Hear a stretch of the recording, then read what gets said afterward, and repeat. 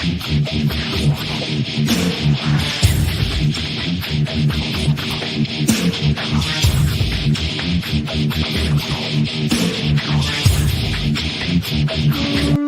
any reason for a fist fight. There's going to be a fight. Everybody, hit out your body. Everybody, hit out your body to the devil of the night.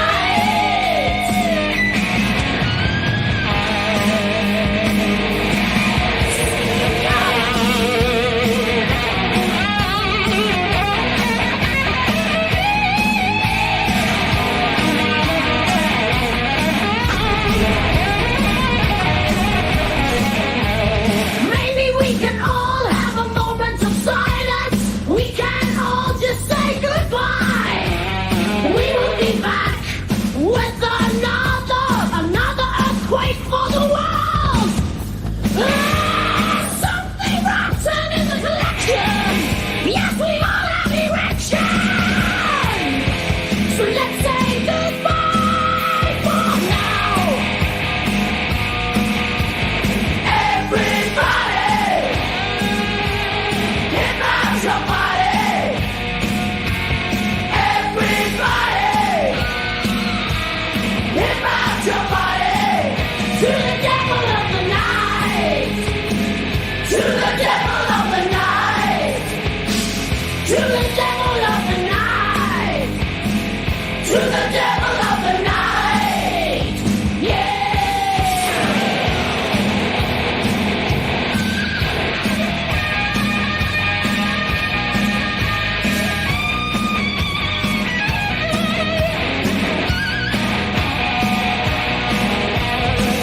Far away in the future today, Wolfie, Wolfie, something wrong with Wolfie, she said. Before a pop gun blast, Freddy's dead. No one is going to save us this time. Tarkovsky, Kubrick, Bergman, Spielberg, something rotten in the collection is here to stay. So let's say goodbye for now. Everybody, get out your body. Everybody, get out your body to the devil of the night. To the devil of the night. To the devil of the night. Just wipe it off. But yeah, the movie was kind of a pile of shit. It's hard with green screen when I just have this image here. I'm gonna go ahead and say you're not allowed to use my image or my video clips for anything of that nature. And if you can't say anything nice, don't say anything at all. We're in a negotiation with this naked pink individual. Bye, everybody. Yeah. And we'll see you next time. Hello. Hello. Yeah, so we'll be back with the Rotten. I don't remember the date yet, but it's soon, I think. It's some weeks. Do you remember the date, Tony? Was it at the end of October or is it December? No, the end of October was the Halloween special, but we were coming back to pick out the titles for that before. So I think it was the first week of October or the last week of this month, but somebody was away. Yeah, I'll be away the last week of this month. Okay, then it was the first week of October, probably. Yeah. So how you been, Tony? Good. How have you been doing? Good. We have a crisis at home now because the oldest dog is going to be probably put away pretty soon. So that's always sad, you know. Yes. And that's a good thing to talk about when we talk about Disney films. Right. But sad dog movies. Sad dog movies, yeah. So no, but it's been not that fun days when we got to know that. So, let's see who's with us. Sarah, welcome. I always tune in Gismo and Tony. I never miss live stream. It comes. Certain people respond to my messages. Mm-hmm. Yeah, try my best at least. Hold on. Sorry, hold on. I couldn't answer the message 1 hour ago. I was prepping a little bit for this stream. A little bit. Reed, Hey, Reed. are you still in Hawaii or are you home now? Hope you had a good vacation. Prince, good morning, man. What do you have for breakfast, Prince? Tell us. Yeah, saying hi to each other. So, but what we are going to do today, if we have both understand each other, is we are going through, I would say, some titles from Disney live action. I think we are a little bit like you have a little bit more titles than me, and that's just fun. I love to see more of the live action stuff. But we'll take 2 and 2, I think. Okay. And, yeah, and you may have some that you pull that I've got in my stack, so that will kind of work out. Yeah. And I have no ranking or anything like this. This is what I've been focusing on is nostalgia and movies I actually think is really, really good still. So there could be a live action Disney. I thought it was really hard to find out all of the live action films from Disney because all of the different kind of places I found the titles on, there were so many different numbers. So I have no idea what counts as a live action Disney film. But I tried to match up from each list. So I have one title that will probably shock you a little bit, but I read a lot about it, and it is actually counted as a live action Disney movie. It's just that Disney bought the rights from that one during a festival before it was ever released. Okay. And then a lot of mine are going to be from my childhood, which was in the 70s. So there'll be a lot of older titles from mine. Yeah. You probably have a lot of those that I really want in my collection. You have been part of the Disney Club, Tony. Before they kicked everybody out. Is it ended completely now? Or? Yeah, it is. So they are not distributing any more of the titles. Everything's all over with. Yeah, the last shipments went out a couple of months back. Man. But they are still possible to get on Amazon and places, I believe, some of these. Probably just eBay. Okay. Or Macari, just online auctions.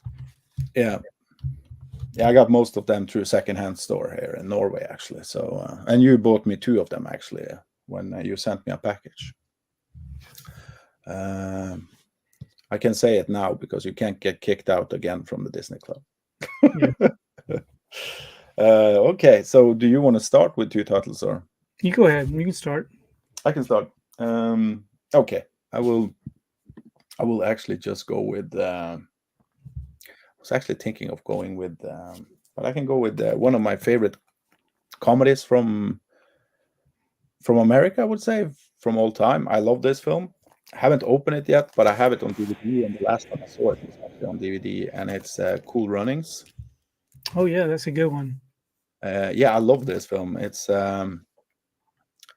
for me, it's the last John Candy film. He did 2 films during the same time because he passed away. If I remember rightly, I think he passed away like some months after this movie was released. So I think this was the last film he was alive to experience of his own films.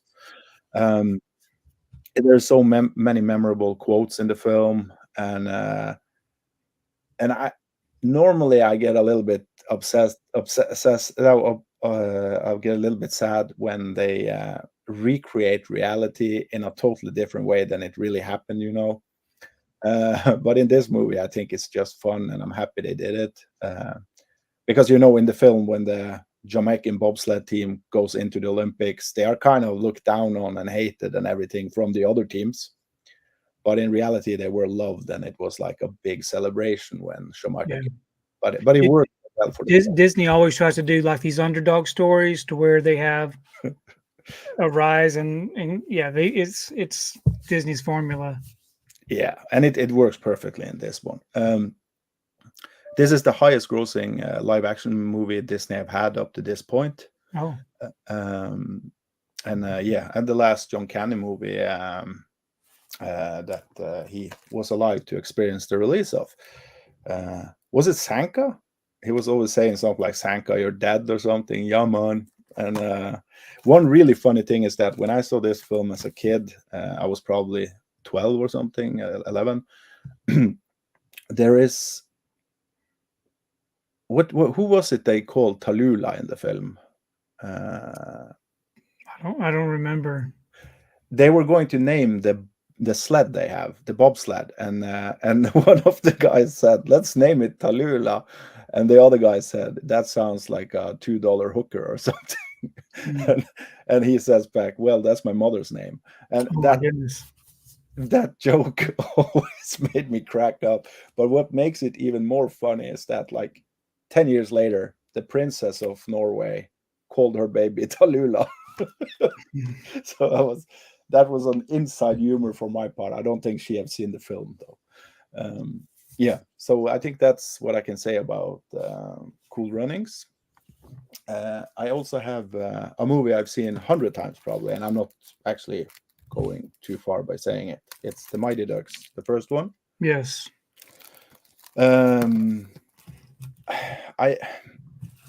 I do think the first one, I've gone back and seen that all of them multiple times after I got older, and the main reason why I like them so much, at least the first one, is because of nostalgia. Mm-hmm. But I read about the first one because I have a book, I will show it afterwards, that I bought when I was 15, 16.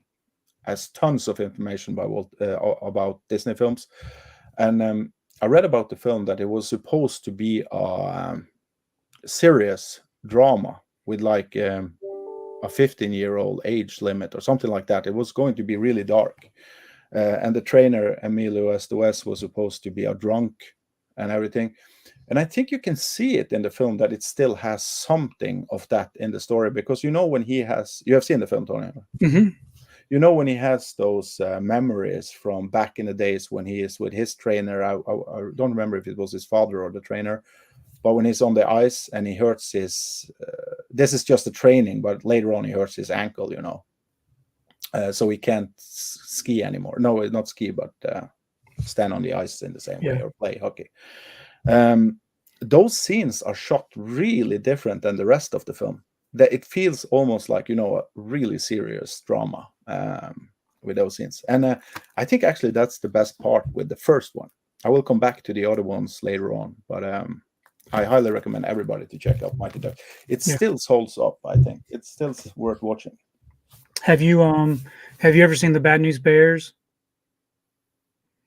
Yeah, that's football. No, it's baseball, t-ball, baseball, whatever, little league. I believe I've seen it. Yeah, I can't remember. Where they hire a coach that's a drunk because nobody wants to coach these kids. Mm-hmm. That's what it kind of. This Mighty Ducks kind of reminds me a little bit like that. Growing up with Bad News Bears, it's same kind of stuff from Bad News Bears. Mm. It's not from Disney, but it's what year? What year?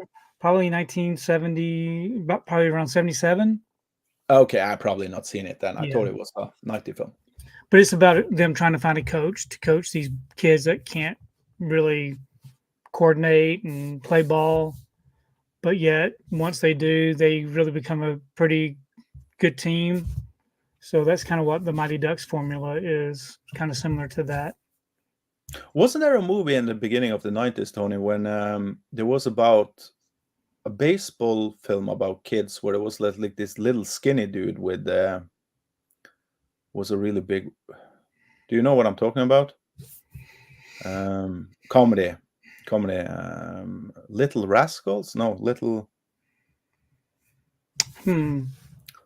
I don't know. I have something in my memory about that. There was a movie I really liked. I think it came out during the same time period as Kids or something like that, because we saw that movie and Kids during the same time period at our club teenage house where we were as kids. Maybe somebody in the chat will know what that is. Let's hope. Type it to us. How about you, Tony? Okay, so the first one I'm going to talk about is a dog movie, Old Yeller. And then, they did a sequel called Savage Sam. Have you ever seen Savage Sam? No, we talked about it before. I haven't. Right. Yes. So, and of course, it's got OGLR's got a Blu-ray release Yeah, just show it off, Tony. from Disney Movie Club. But what I love about OGLR, even just the time frame, the older times, it's almost kind of like got a Western type feel about it, frontier type, but just any kind of dog movie I really enjoy. Mm. And what Disney was really good about was doing family movies, but for whatever reason, it seemed like almost every movie had some kind of sad message inside, to where it would, leave an impression on smaller children and even adults. And maybe Yeah. that's what they did, was kind of to make a film memorable, was to have those really sad scenes in it. Because you think about that when you think about OGL, or you think about the sad parts, but just overall, the film's just really good family type film, and I just really enjoy it. Now, like I said, I've seen OGL. I still haven't seen Savage Sam, Yeah. but I do want to rewatch both of those here soon, because it's been a while since I've seen either one of them. Yeah, I rewatched revisit All Yeller just maybe a half year ago after we talked about it last time. Mhm. Actually, I had to go on YouTube because I don't have it. It's a hard watch. It's not as impactful today because you have seen so many movies after it, that Yeah. has kind of destroyed a little bit of the impact. But what is really weird about the film is that the mother, who is playing the mother again in that film, she's famous. Yeah, I don't remember. She's really famous. But anyway, she is amazing in the film. Well, and the kid also, I think. But there are some of the actors that feels a little bit lost. That is almost like they are in a different film. They talk really theatrical and that, like they did old school, Sorry, what's your next? Okay, the next one. So what I've got is I've got these multi-packs, Dogs 1 and Dogs 2, and they have several Disney films on it. Benji, is that? What I wanted to talk about next is Benji the Hunted. I grew up watching Benji movies, and that was one of those. If you're really familiar with Benji, are you familiar with Benji? Only the one that came in '86, I believe, or something. That one I saw 100 times. Yeah, so there's a little bit some older ones, but it's about a dog who kind of different stories, but it's more of like an adventure. The dog, pretty much the whole focus is on this dog, and there's usually a child that is either in distress, such as being kidnapped or lost, and this dog is the one that really kind of rescues and saves the day. But what I like about that is the fact that they use animals for the hero role, and it's something that's different. And they did a lot. They did a lot of that back in the 70s and early 80s, where the dog was the main focus, and even sometimes a cat, which we'll talk about later on. But yeah, so Benji the Hunted is a good one that I think people should check out. I believe you have Benji films I really want, but it's impossible to find. Probably on DVD if I go looking. Yeah, and even with eBay, I think you could probably find some good deals on eBay. But they are not out on Blu-ray, right? They are not, no. No. Let's Well, check. there's some Benji films out on Blu-ray, but these in particular are DVDs. Yeah. But there's For the Love of Benji and another Benji movie that's out on Blu-ray from Mill Creek. Okay. Princess Hi to read. How dare you not answer my Norwegian questions? Sorry, I don't speak English. Hold on. Hey, Vanta, hope you're good. Saying hi to everyone. I think that's everyone. Yeah. Let's see. I'm working on Binder, so I know of my YouTube subscribers. I know with awesome movies. Cool. Let's see. Always great to see you all. Yeah. Love Cool Running. So good. Great Disney comedy. Yeah, it's really fun. Don't touch me. I love that dude as well in Cool Running. He always punch somebody if you touch him. Agree. Great, thanks, Prince. Glad it's weekend. Mighty Ducks, yes, it's knuckle puckle time. Yeah, puck time. Yeah.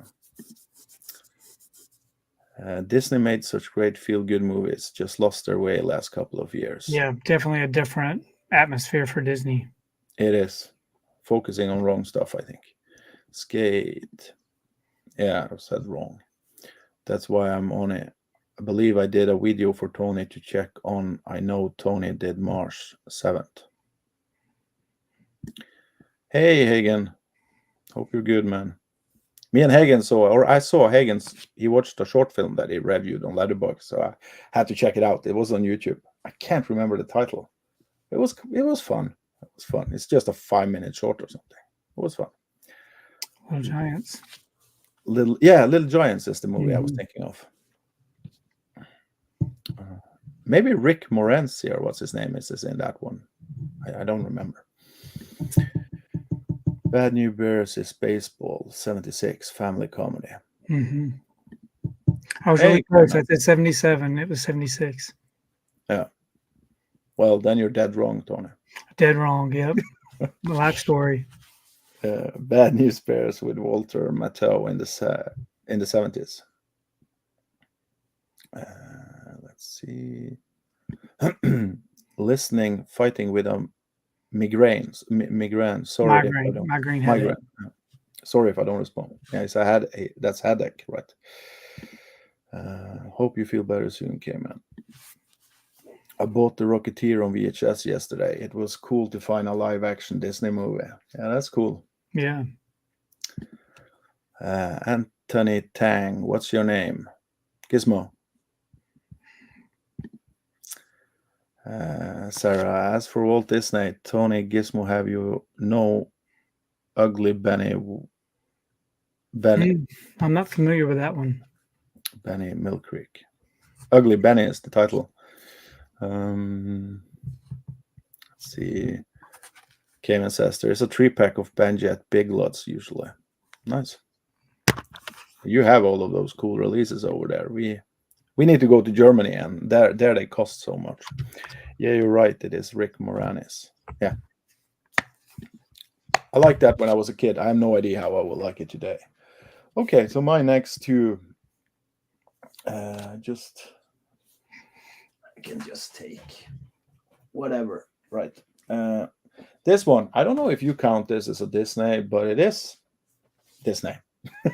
I found it out. I had no idea myself. Dragon Slayer. Oh, really?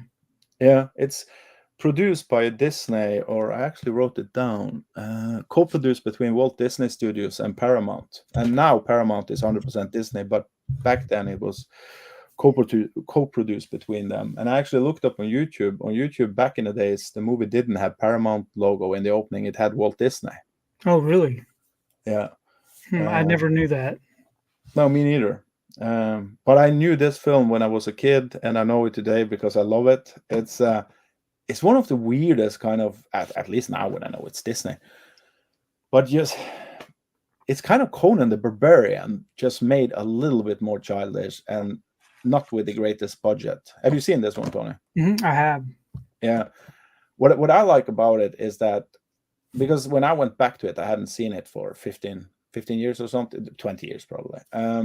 I always remember in the back of my head that it was like this child that was going to save the princess, or she's a princess, right?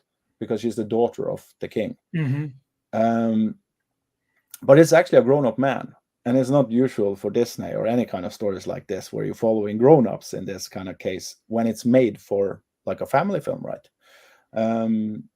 But I love the effects in it. I love the music, the score, everything. It's, for me, this is kind of something that could have been like Lord of the Rings back in the days if they just had a little bit tighter, like a little bit more of the hero journey, if that makes sense. Because it's a little bit messy in the middle.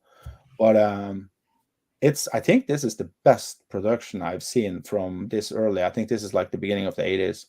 That looks still good. that really, I think it actually looks better than Conan, but I do like Conan better. But the production design on Dragon Slayer is just top notch. Highly recommend it to everybody. Let's see. Yeah, I can take this one. I actually saw just a year ago, or no, probably not that long, but it's Mighty Ducks 3. Mm-hmm. I actually put it higher than the first one because I think the first one has some problems with the budget. I think you feel it today that they didn't have the money they should have had. But of course, the second and third one probably got, I don't know the budget of these ones, but they feel a lot more expensive. But I do think the third one is a little bit messy with all the characters. There are so many in the third one that comes in. So you never feel like really connected to anyone.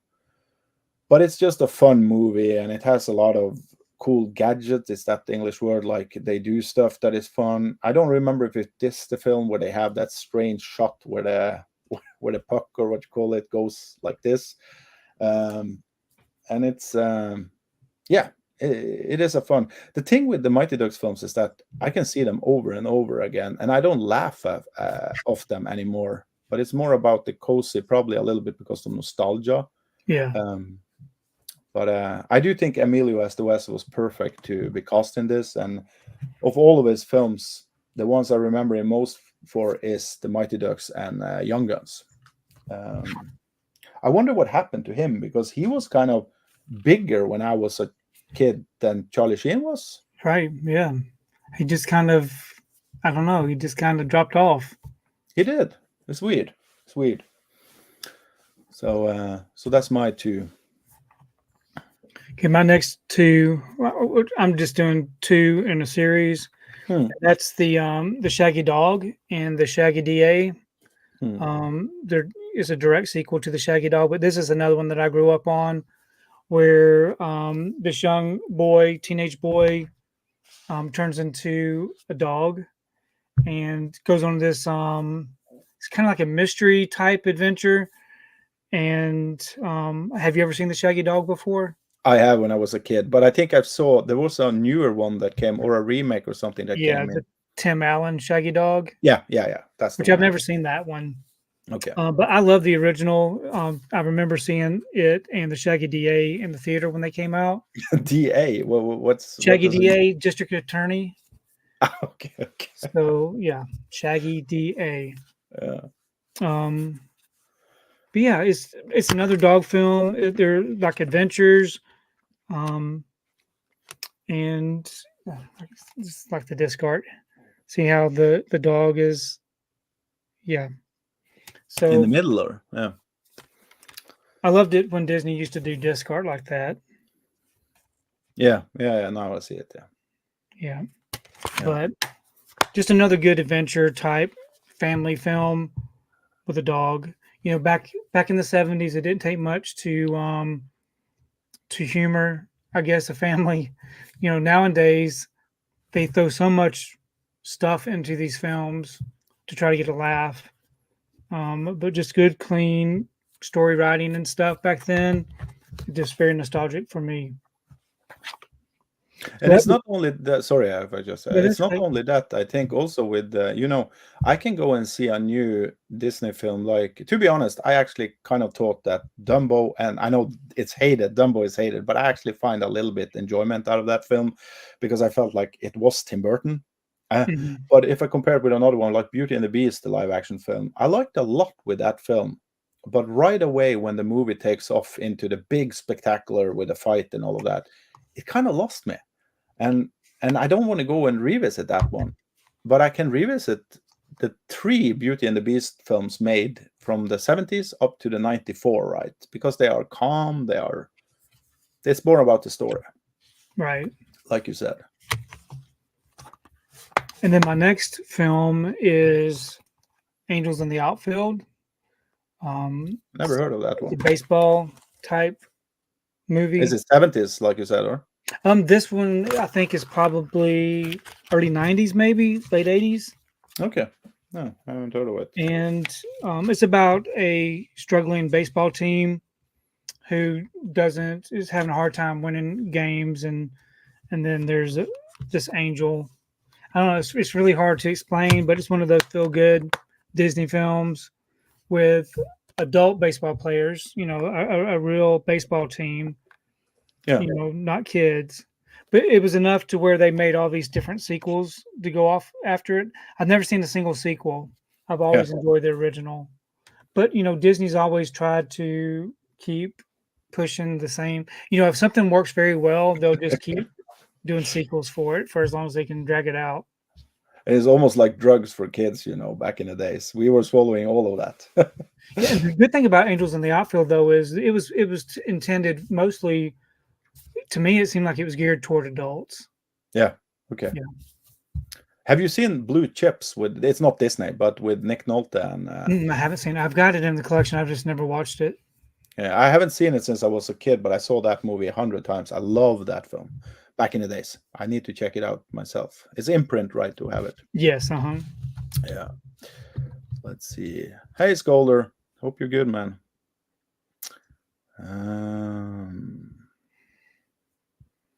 Corey. Hope you're good, man.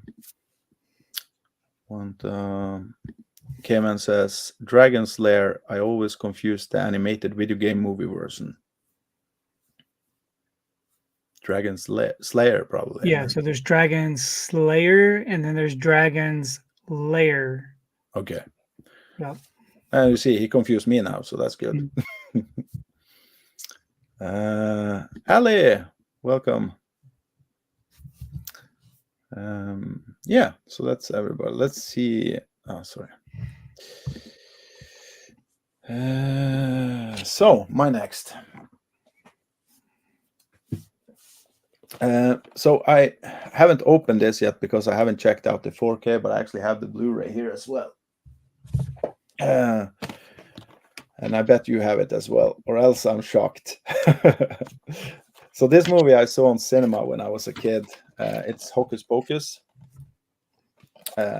This I haven't checked out the 4K yet, but I have it on Blu-ray. So I've seen this movie many times. This is kind of a weird one for me. I have the other movie I will come back to later. That is a totally separate movie, but same kind of weirdness to it.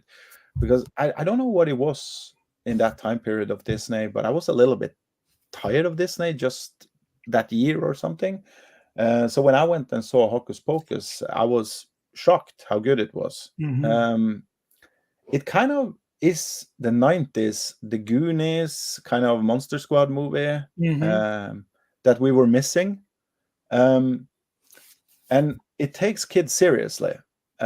When I revisit that film some years ago, the humor as normal doesn't land that well today, but it's more about the cozy and the Halloween. I think probably it's the best movie ever that has been made in the Halloween setting. But one thing I never forget about that film is, what's her name? Sarah Jessica Parker. Her clothing in that film. I was 11 or something, and the movie is for kids, right? It is a kid movie, but she is dressed pretty. You know what I'm saying? Yeah, they were probably trying to get it everybody. Yeah. Yeah.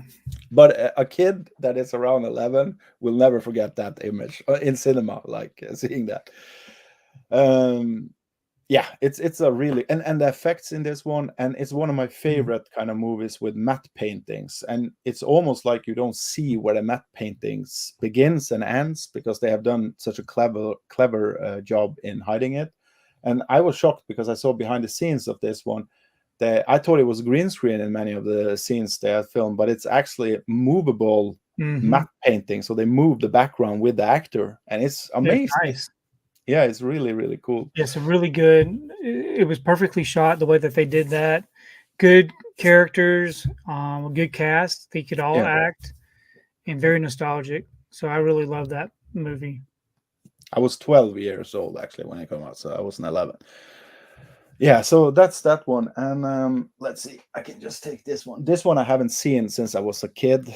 I've never been a big fan of live action movies from old school, of movies like Peter Pan, live action I'm talking about, from the 40s, 50s, 60s, or the Three Musketeers, Zorro and stuff like that. But in the 90s, they came out with the Three Musketeers. Yes. And do you remember how this movie was, like the commercial thing with this film was? I don't remember. The song in the film, I think, isn't it Brian? No, is it Brian Adams? Who was it? The famous song. Because that song, MTV Days, and all of this, it was everywhere, and it's one of the best marketing kind of campaign I've experienced, because I can never forget all the short bits that were shown on TV and everything. It was mostly with the song, and then you had like a fun joke in the ending, and stuff like that. And I think the casting in this one is also insane. It's Kiefer Sutherland, Charlie Sheen, Chris O'Donnell. He was really big back then, I remember. Oliver Platt, Tim Curry, Rebecca De Mornay. I loved her also. She was in the first really suspenseful thriller I ever saw as a kid, though, Hand That Rocks the Cradle. So when this movie came out, I had no hope that I was going to like it, I remember, because it wasn't my cup of tea kind of film. But everything landed in this one. And I'm actually looking forward to check it out again, because I haven't seen it for 20 years now or something. So this is one I really, really need to revisit. Yeah, I need to revisit that one also. I have a feeling that we both are going to like it, because my father saw it, and if he likes something, I normally like it. So that means it still holds up, I think. Is it your turn, or was it the Yes, chat? yes. It's your turn. Yeah. So I guess the next one that I'll do is the Apple Dumpling Gang with Don Knotts and Tim Conway. This is another bumbling crook type film where you have these kids, and then you have these crooks that aren't very good at doing what they do in this small town, and just a really fun movie. This right here is the 40th anniversary edition, so you can tell how old that would be. This came out a few years ago, so I was very young when this was in the theater. I never heard of that one. Yeah, it's the Apple Dumpling Gang, and so Don Knotts was a big deal back in the 70s. Yeah, I remember him. And he had a series of Disney films. So they did a sequel also. It's called the Apple Dumpling Gang Rides Again. So the first one did so well that they did a sequel to it. Like I said, Disney's really good about doing those things. So both of those are worth the watch. They probably don't hold up as much now as they did back then. But what is it? Is it Western, or what's kind of? Yeah, it's got a Western type feel. It's very similar to just like a family Western type deal. Okay. Just kind of like Old Yeller in that kind of setting. Oh, okay. Oh. And then the next films I want to talk about are the Herbie films. We have The Love Bug, Herbie Rides Again, Herbie Goes Bananas, and Herbie Goes to Monte Carlo. Have you ever seen any of the Herbie movies? I have, Tony, and I want all of them on Blu-ray, but I only have the one that came out in 2004 with what's her name? She got problem with drugs back in the day. Yeah. But the thing is that I'm ashamed of saying this. I actually like that movie as well. I've never actually seen that one. I didn't see the remake. Herbie Rides Again, I think it's called. No, Herbie Fully Loaded, I believe. Fully Loaded, is it? Yeah, thank you. Yeah. But yeah, I just love these. And I think a lot of these movies, even with the Apple Dumpling Gang, I remember going to see these in the theater with my family, being really young, because we used to go to the movies all the time. Yeah. And so I think that's a lot of nostalgia, but it's just a fun movie about a car that has a personality and kind of does things on its own, and the hijinks and different things that happen. Yeah. But yeah, they have the Blu-ray release on the Disney Movie Club, so I was able to get all of these on Blu-ray also. I actually, have you seen the Transformers movie Bumblebee? Mm-hmm.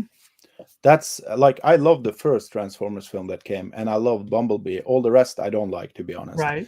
But the first one is really good, and Bumblebee was great. The reason I like Bumblebee so much is because it reminds me of a Herbie movie. It's the kind of same, the relationship they have and everything. Yeah, that's great. Yeah. And I'm not shedding on people who like Transformers. That's our own genre, I think. I think people, it's like the Kong universe. Sorry, everyone. It's fine.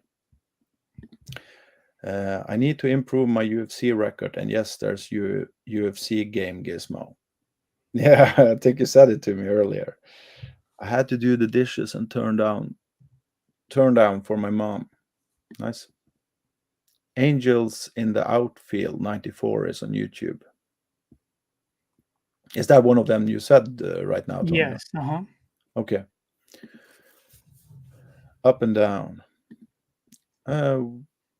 D Jim, welcome, man. Welcome.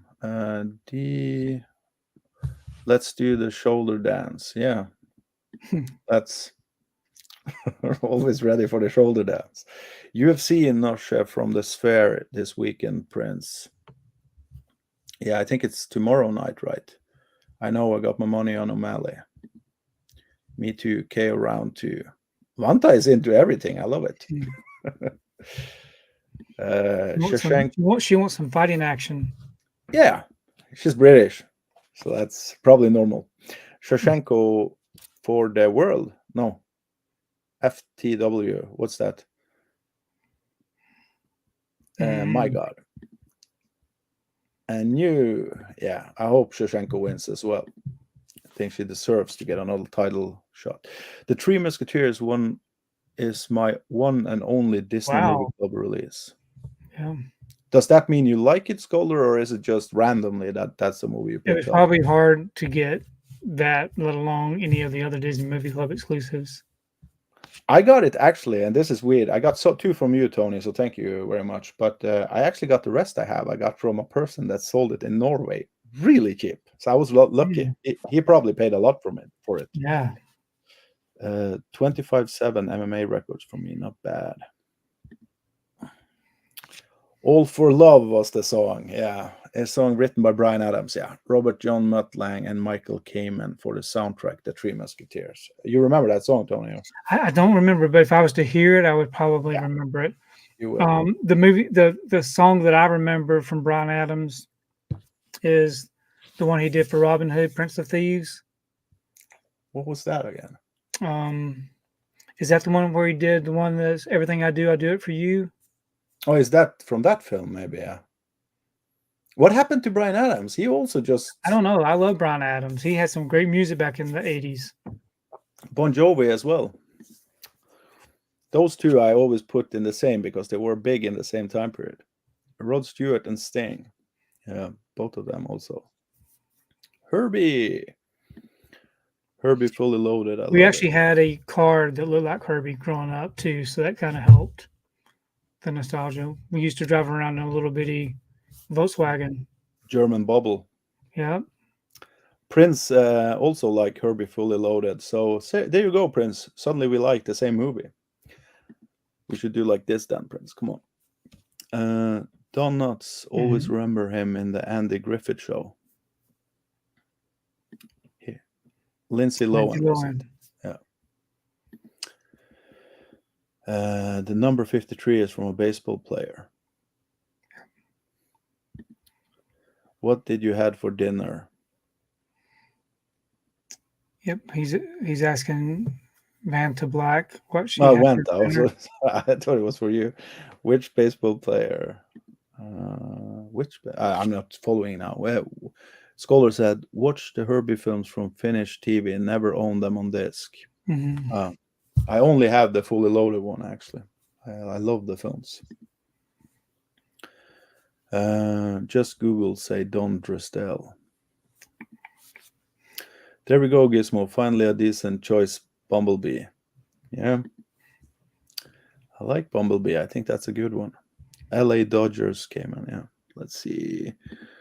Goofy movie, Walt Disney movie. Yeah, Goofy is great. The first Goofy movie is still with Bigfoot. Always laugh my ass. I need to see it in Norwegian voice, though, because I've grown up with that, you know. FTW. For the win, yeah. Okay. I'm too old to know stuff like that. For the win. Princess making fun of me. Tony, I send you the movie. Bryan Adams still tours, I think. Nice. Yeah, he was actually here in my town just a month ago or something. That's true. I wasn't here then, but yeah, he was in Norway. Bryan Adams is still doing tours. Yeah. Wanta was 53, a famous player. It's called VW Beetle here in England. We call them Hitler cars in Norway. He's here. The Crow reboot is going to get the 5-star Golden Tomato treatment. Golden Tomato treatment. The Crow, no, I don't agree. But we can agree with the Herbie movie, Prince. The number 53 on Herbie, the car from the Love Bug, is a tribute to the jersey number of Los Angeles Dodgers best player, Don. Okay. Now I understood what we were talking about here. Thank Google for that.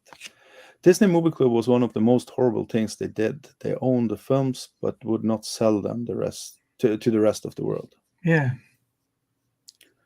I don't think they will do it now also, like their classics they will keep in-house no matter what. And I believe so, at least. Volkswagen baby. I'm the Golden Tomato baby. That's good, Prince.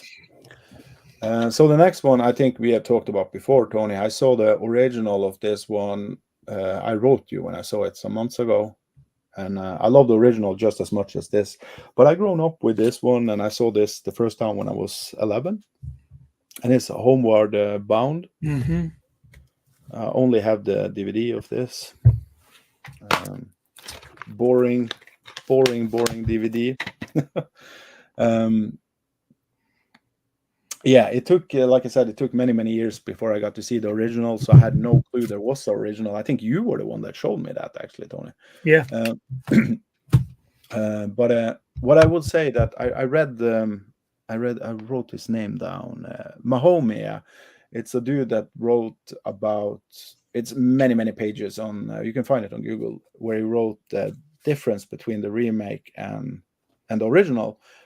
And I read through all of what he said, and it was really interesting because he went into like how the original feels more like a National Geographic movie, right? Like it's more shot like they did back in the days with those animal films. Yes. While the new one is more of a drama. But everything he wrote, like to the point, because he started the entire thing saying, I love the remake better than the original. And I was curious to find out why. Everything he said through the entire text that was many pages long, he went into different points.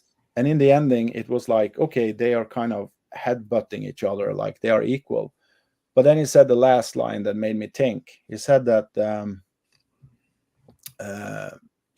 main reason he liked the remake better than the original is because it feels more like a traditional storytelling. It's not like a National Geographic movie.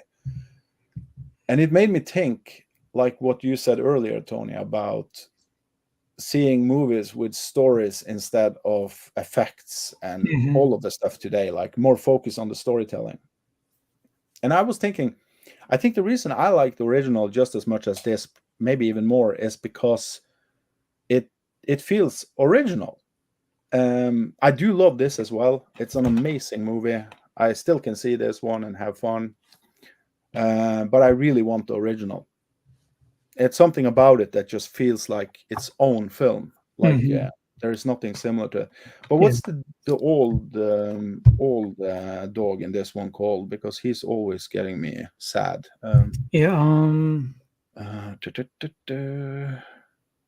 I can't remember the name.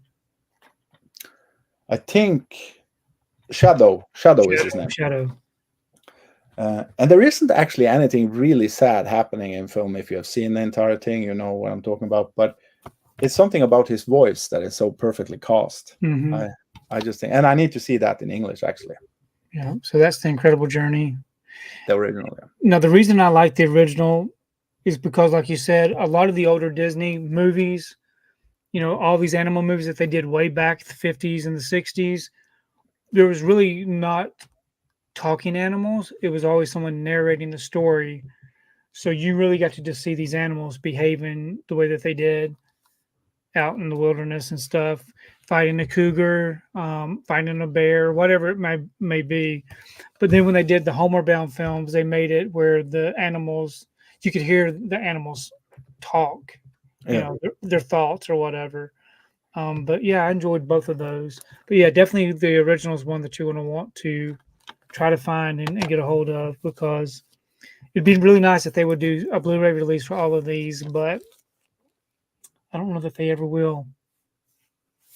The strange thing also with Homeward Bound is that it's the only animal movie I've seen so far where the animals are talking to each other, but they don't care about when their lips moves because Right. the sounds just You comes know, out. a lot of times it's like you're listening to their voice in their thoughts in their Yeah. head. It's not like they're trying to make the lips move. It's just their thoughts. Yeah. Yeah. I have one more, right? Or Yes, you did. yeah. So the next one up is the one you will probably not agree is a Disney movie, but I checked it out, and the reason I put this on the list, and this is the only one that you will probably say it's not Disney, right? But it's because Disney bought the rights for this one before it was ever released, and they had a screening at Cannes, and it was like a big blow up because but Disney owned the right of the story, and that was kind of the main reason. So I think Disney was planning on canceling this film if they didn't get the rights, if I understood it right. So it is a Disney film then, and they have the Disney logo on it if you have seen it, and it's the straight story. Oh, really? Yeah. Yeah. I didn't know it myself. I looked through internet to find out. But yeah, I loved it. Great movie. Yeah, I love the movie. Absolutely. I would have never in my life though thought of it being a Disney movie. It's and this funniest thing is that David Lynch did a Disney movie. Yeah. So, but well, I read that this, but I had never actually thought about it before. This is the only movie I know about that doesn't come with chapters as well, because David Lynch said that he don't want you to skip anything in this film, so the movie will never be released on DVD with chapters. So you need to see it from beginning till the end. And the thing that surprised me the most with this film when the first time I saw it was that I saw it was David Lynch. It won tons. I think it won Oscar as well. It won tons of prizes at least. And it was so weird because it didn't feel like a Lynch movie at all. And it was so calm. So it was actually the opposite of everything I'd seen with Lynch. And I think I was sitting there watching this film and thinking like, this is great, but it's not Lynch. This was I would have never thought. Yeah, I would have never thought it was a Lynch film. And he said, if you see the interview with him, he says that this is his most weirdest film he has ever done and the most experimental film. And it's the most calmest, normal film he ever did. Yeah. But I love it. So that's my two Disney classics. My next one is going to be Freaky Friday with Jodie Foster and what's her name? That's the original, right? This is the original, yes. And this is another one that we saw in the theater growing up. We loved it.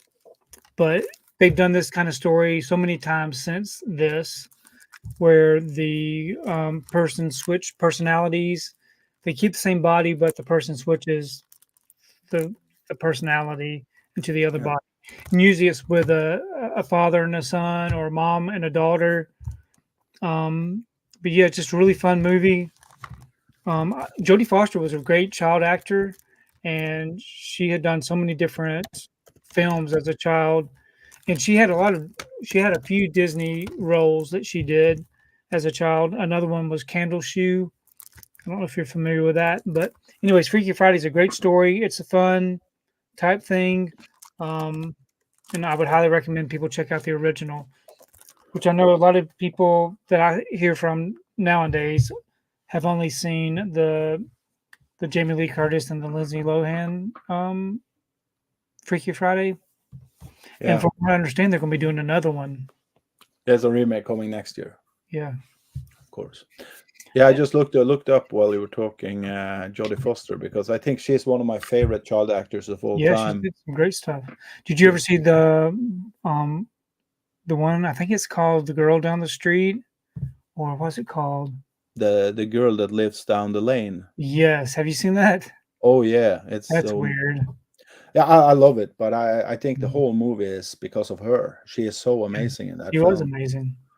And Taxi Driver, of course. But I was just seeing when it was really. When is that movie from? The Freaky 77? Friday?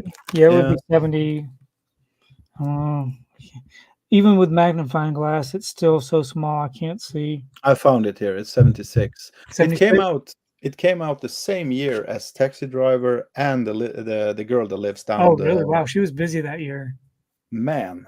And I would say that's she had done tons of stuff before. How old was she? She must have been really, Yeah, really young. she would have to be probably 12 or 13. I think she was Maybe a little older. 15 actually in that one, 15, but okay. she started acting when she was 7. Yeah, she's still Man, great though. I yeah, like almost everything that she's done has been amazing. I agree. I like her too. I think also she has such a beautiful camera face. Like she Mhm. looks so beautiful in camera. Yeah. So the next one I'm going to talk about is the original The Parent Trap with Haley Mills, where she plays two people, um, twins, and the the story is where there's um, about the mom and the dad not being together and then trying to bring them together. Um, they did a remake of this film also with Lindsay Lohan, Of and I think course. the story's a little bit different, where they're divorced parents trying to get them back together. But I've never seen the remake. I've always a lot of the Disney films I don't see the old movie remakes. Mm, I always stick with the originals. yeah. Up until back the '90s and the 2000s when they did remakes. Of course, I watched the remakes. But another great film. If you've never seen The Parent Trap, that's one that you should check out. When is it from? Did you say like It 7? would be probably early '70s. Okay. And when? How old were you when that movie was released? If I knew what year it actually came out, I want to think that came out probably. I don't know. I can Google it. No, no, no. It's not that But old. But I was like in just a young child. 76, in 76, how old? 76. I was 7 years old. Okay, so that's your time racket of Yeah, seeing this. exactly. Yeah. All of these are pretty much my childhood. Yeah. You know it, Princess. You said you want to be part of the Prince gang. Count me in. Homeward Bound, so good, so sad. Yeah, Reed, it is. But it's not when you see it true, but it's so sad when you're in the film. That's why I can go back to it also because it has a happy ending. Oh wow. So you're surprised that I say that. No, I'm surprised about what Hollow Notes just said about when this movie came out. Of course. 1961. Parent Trap came out in 1961. I wasn't even born then. So a lot of times with the Disney films, Yeah. they would re-release these Disney Yeah. films in the theaters and throughout the 70s. They did it through the Because 80s. there was Also. no home media back then. There was no videotapes or anything up until the 80s. Yeah. Of course, I play Need for Speed all the time, so I know Volkswagen exists. Yay. I have Angels in Outfield in my collection. It's a good one. You're getting better now, Gizmo. Thank God you defeated your cough and cold from last week because your voice was different. Thank you. I can't see y'all. Yeah, my magnifying glass, I can't read small text. Volkswagen own Porsche Prince. Uncle Tony, you've seen Strange Darling yet? I have. I enjoyed it. Yeah, me too. I liked it too. It was Yeah, very good. was a movie we needed now, I felt. Yes, something different. Yeah. Midnight here. Yeah, it's 1 o'clock here. Going to bed, Vanta. Not yet. Let's see. Let me keep you company together with these two. That's good. Keep us company. Freaky Friday is just Gizmos every week. With my dog. 2 a.m. here. I may pass out at any moment. Finland was at the Ascolver, so I need to see the original, only seen the remake. Yeah, me too. I don't know if I've seen the original of Freaky Friday, actually, when I think about it. Where are you, Scholar? I agree. Narnia, aka Estonia, was it? Sorry, Scholar. We have talked about it before. Yeah, that's true. Well, it's same time code as Finland. Another Lindsay Lohan remake. Haven't seen OG Parents Trap either. Yeah, so like I said, a lot of people my age probably only seen the OG stuff, and then people born my kids' age have seen the remakes. Yeah. And you know, that's when Disney really, the 90s is when Disney really started doing these reboots for all these classic films that did so well in the 60s and the 70s. And then from there, they just kept on doing them. They haven't stopped. Yeah. Yeah, they have remade most of their films over and over again the last years. Another Lindsay Lohan remake I haven't seen. OG Parents Trap either. That's cool, School. Let's see. Jamie Lee Curtis was a great mom in that film. It's Freaky Friday. It's from 61, so Tony was -8. Yeah. Oh, Holland has a call. Knows your age. Perfect. Yeah. Yeah. Holland knows everything. Scares me a little bit when you say that. Yorkshire 5. Yorkshire V. Vanta.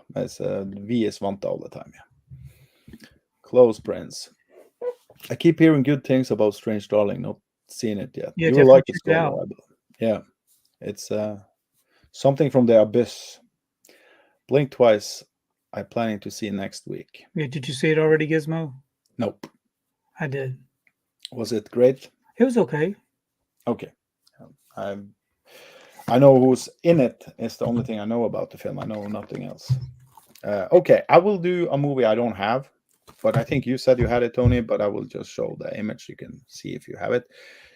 It's a masterpiece. Sorry to say that straight away, but it's The Muppet Christmas Carol. And if you have it on Blu-ray, Tony, you need to send it to me ASAP.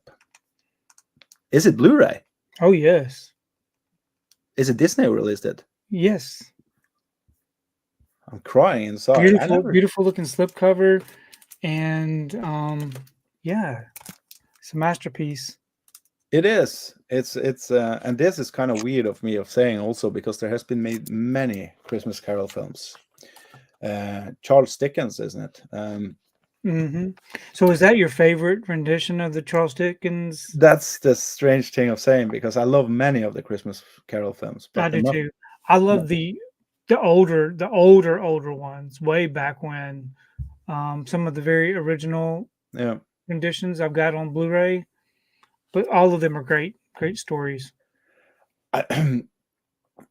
Yeah, I don't know what it is with that film. I just think it hit all the marks, and it's probably a little bit nostalgia for me as well. But you know, the thing with the Christmas Carol that makes that story a little bit hard to watch many times is because it is a really sad story if you think about it.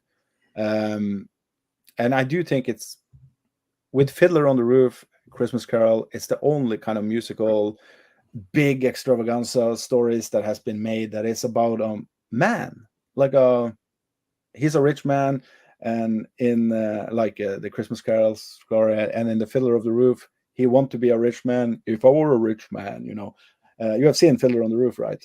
I have not. Oh, that's a classic. You need to check that. I know. I don't know why I have never watched it. I've got it. I just never watched it. Okay, yeah, but you need to be in the mood to see that one. Don't just put it on one day. It's a long movie, but it's beautiful music and really good. But with the Christmas Carol, with the Muppet Show, it actually don't put me down like the what's the other one from the 80s that I love so much. Who is in that one? Michael Caine is in the Christmas Carol from man. Who's in the one from the 80s?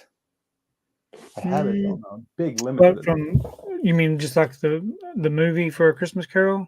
Yeah. George C. Scott. Yeah, George C. Scott is it, of course. Oh man, yeah, and I should love that more, right? Because that's a masterpiece as well. But it's just something with the Muppet movie that just they break the fourth wall all the time. Also, which they always seem to do. They do, but the reason I think the Muppets do it better even than Deadpool does it is because Deadpool does it to kind of give a joke to us, right? Why the Muppets normally does it after they have said a joke and they said like, I thought this was going to be a children film, you know, like they are not joking to us. They are kind of giving us the reaction we already have. Mm-hmm. So that's why I love the Muppets. I always love them. And Christmas Carol is my absolute or second favorite. I will come back to my favorite. I have one that is even higher than that. But yeah, so that's the only film I will do now that I don't have on physical. Oh, I can do just this one. I haven't seen this since release, but I remember I liked it a lot and I need to revisit it. And it's Pirate of the Caribbean, the first one. Yeah. Only seen it once actually, but I really liked the first one. I liked the three first movies actually. But I can't talk much about the story in it. I just remember that I loved Jack Sparrow, isn't it his name? Johnny Depp, he's amazing in it. And yeah, I think everything, that's kind of the last Disney movie that has been made for me that is similar to the magic they created back in the days with live action. I do think, is it the third one where he is dead and he's in that? They all kind of blend together for me. Yeah. I can't really separate them out. But I do know exactly what you're talking about as far as Disney doing a movie, a live action movie for this character. The whole world that they built for this was amazing. Yeah, it was. I mean, every film that they did, you were in that world, which was great. And I also think Johnny Depp actually brought to the table in this film like half of the movie. And I think Keira Knightley is in it as well. And this was during her just prime rise of her career, right? And yeah. And you also have that dude. Is it Oliver? No, what's his name again? Because he just also kind of went away, didn't he? Yeah, I'm trying to think. You know who I'm talking yes, about? Yes, I could probably think of it here in a second. I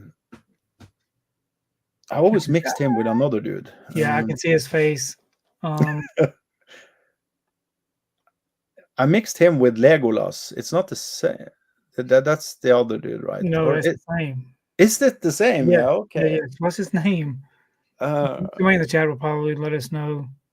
It's not Orlando, no. Orlando Bloom. Oh, that's him now. Okay, Yes. okay. I had that actually, and yeah. So did I take two now? Yeah, I did. Yeah. Yep. So I'm just going to take these for right now. The Honey, I Shrunk the Kids movies. Honey, I Shrunk the Kids. Honey, I Blew Up the Kid. And there was another Honey, I Shrunk the Kids movie too, I believe. Weren't there two of these and then one of these? Yeah, Honey, I Shrunk Ourselves is the third. Yes, Honey, I Shrunk Ourselves. I don't know why they didn't put that on Blu-ray. They only released these two on Blu-ray. Okay. But I love these films. This was when my kids were little, so I remember taking them to the movies to see these. When was the last time you saw them, Tony? It's been a while. Yeah, because I revisited them. You bought one of them for me, remember? Yes. So I revisit both of them. Can I just say this quick? I revisit both of them. The first one, Honey, I Shrunk the Kids, that movie is amazing. But Honey, I Blew Up the Kid, I think if you're with friends and you watch it, you will laugh. Yeah. I really think that they just kind of rushed those out off of the popularity of the first one. Yeah. Because the other ones weren't as great, but it was still enjoyable to have them all. And to me, I think it was mostly because my kids loved them so much that we saw them all the time. Because we had them on VHS tape and DVD and now Blu-ray, which, as you can tell, I haven't even opened the Blu-rays up because I haven't watched them. I haven't watched these films since my kids were little. Yeah. But just the nostalgia of it and just the fun movie. Rick Moranis was great. But yeah, I love that. And then the next one I guess I'll talk about is this Disney film called The Scarecrow of Romney Marsh. And this right here was a Disney TV show film. Never heard of it. So here in the States, Disney would come on Sunday evenings. So Sunday nights it would be or maybe even Saturday nights. I can't remember which. But this right here ran over a period of a couple of weeks where you'd have to tune in the next week to see the remainder of the story. It's just a really good timepiece as far as the setting of it is almost like I can't remember exactly what the time period is, but it's just an adventure movie, and this guy dresses up like a scarecrow, and it's just a really good one. He looks like Michael Jackson in that the musical. Yeah, but it's not. No. I mean, no. He looks like Michael I know. Jackson Yeah. when he's a scarecrow in a musical. I don't remember. But you've never seen this before. I never heard about it. Yeah. So that's a children film from the what you said. It's more of a family film, and to me, I think small kids might be bored with it. To me, it's more of a young adult family type film because, like I said, the setting of it is like olden times. Yeah. And kids would probably be bored. But I think that's also something Disney did wrong, what you just said there, Tony, because what I remember back in the days when I watched many of those older Disney films, that was a little bit boring at times, you know? Yeah. They had a lot of those. 20,000 Leagues Under the Sea. Yeah, that's a perfect example. Black Hole. Yeah. The space movie.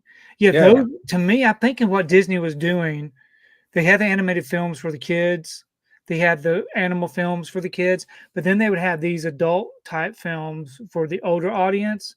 And I think that's how they kind of kept their audience throughout the years, is that they would release movies for kids that grew up in the 50s or the 60s to kind of keep them watching Disney films by kind of having them grow up with these older, boring movies.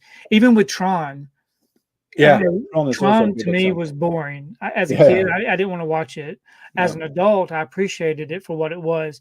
So I think that's what they did was they just try to keep the kids from the 50s and the 60s interested in watching their films so that they would bring their kids to see the other films that they put out. But you also said something that family films, and I think that's the stuff that are lacking nowadays because when I watch films, as I was saying, is that when I watch them with my father often, and he was explaining to me a lot of the stuff I didn't understand when I was a kid, or that he wanted to kind of calm me down if a dog was dying in a film, you know, like, no, this is normal life. I don't think we get movies like that anymore because the movies we get today are made purely for kids or young adults that loves games and stuff like that. A lot of shit is happening, you know. So I think that's the fault that Disney has gone into. They lose half of their audience. Yeah. Let's see. Scholar says Finnish TV had blocks of Disney on weekends, so saw a lot of old Disney films and animation through that. Yeah. We had the Disney Channel for a while, but it got blocked from us. The reason I was mentioning Channel, Tony, is because I see thousands of backgrounds of every one. It's really good to rearrange to adding every collection. It's been well done. I hardly do my live stream. Nice. She has rearranged her collection. Yeah. Do you really hate Inside Out, Uncle Tony? It's not that I hate it. I just did not get. I didn't enjoy it like most everybody else liked it. I don't know what it was about it. It just wasn't. I don't know if it was overhyped, but I didn't really care much for it. I don't hate it, but I don't love it. But Inside Out is the 3D animation, right? Yeah. It's Muppets classic. Yes. But I would just say to everybody, if you don't like the Muppet Show, because I hated the Muppet Show when I was a kid. Yeah, I like the Muppet Show now, but when I was a kid, I hated it. But the Christmas Carol and another movie I will talk about later is those are not like the show. Do you have the Muppet Show on DVD? I have this one. Just that one? Yeah. Just that one. You have all of them, right? Maybe. I had to tune down my mom bed the sheets before she goes to bed. Muppets, another thing I was introduced by Finnish TV show and films. Yeah, it was in English in Norway, so I didn't understand anything either when I was a kid. Great theme, tune 2, Scholar. Yeah. My kid is listening to the Muppet Show all the time. She's listening to Mana Mana. They were great movies.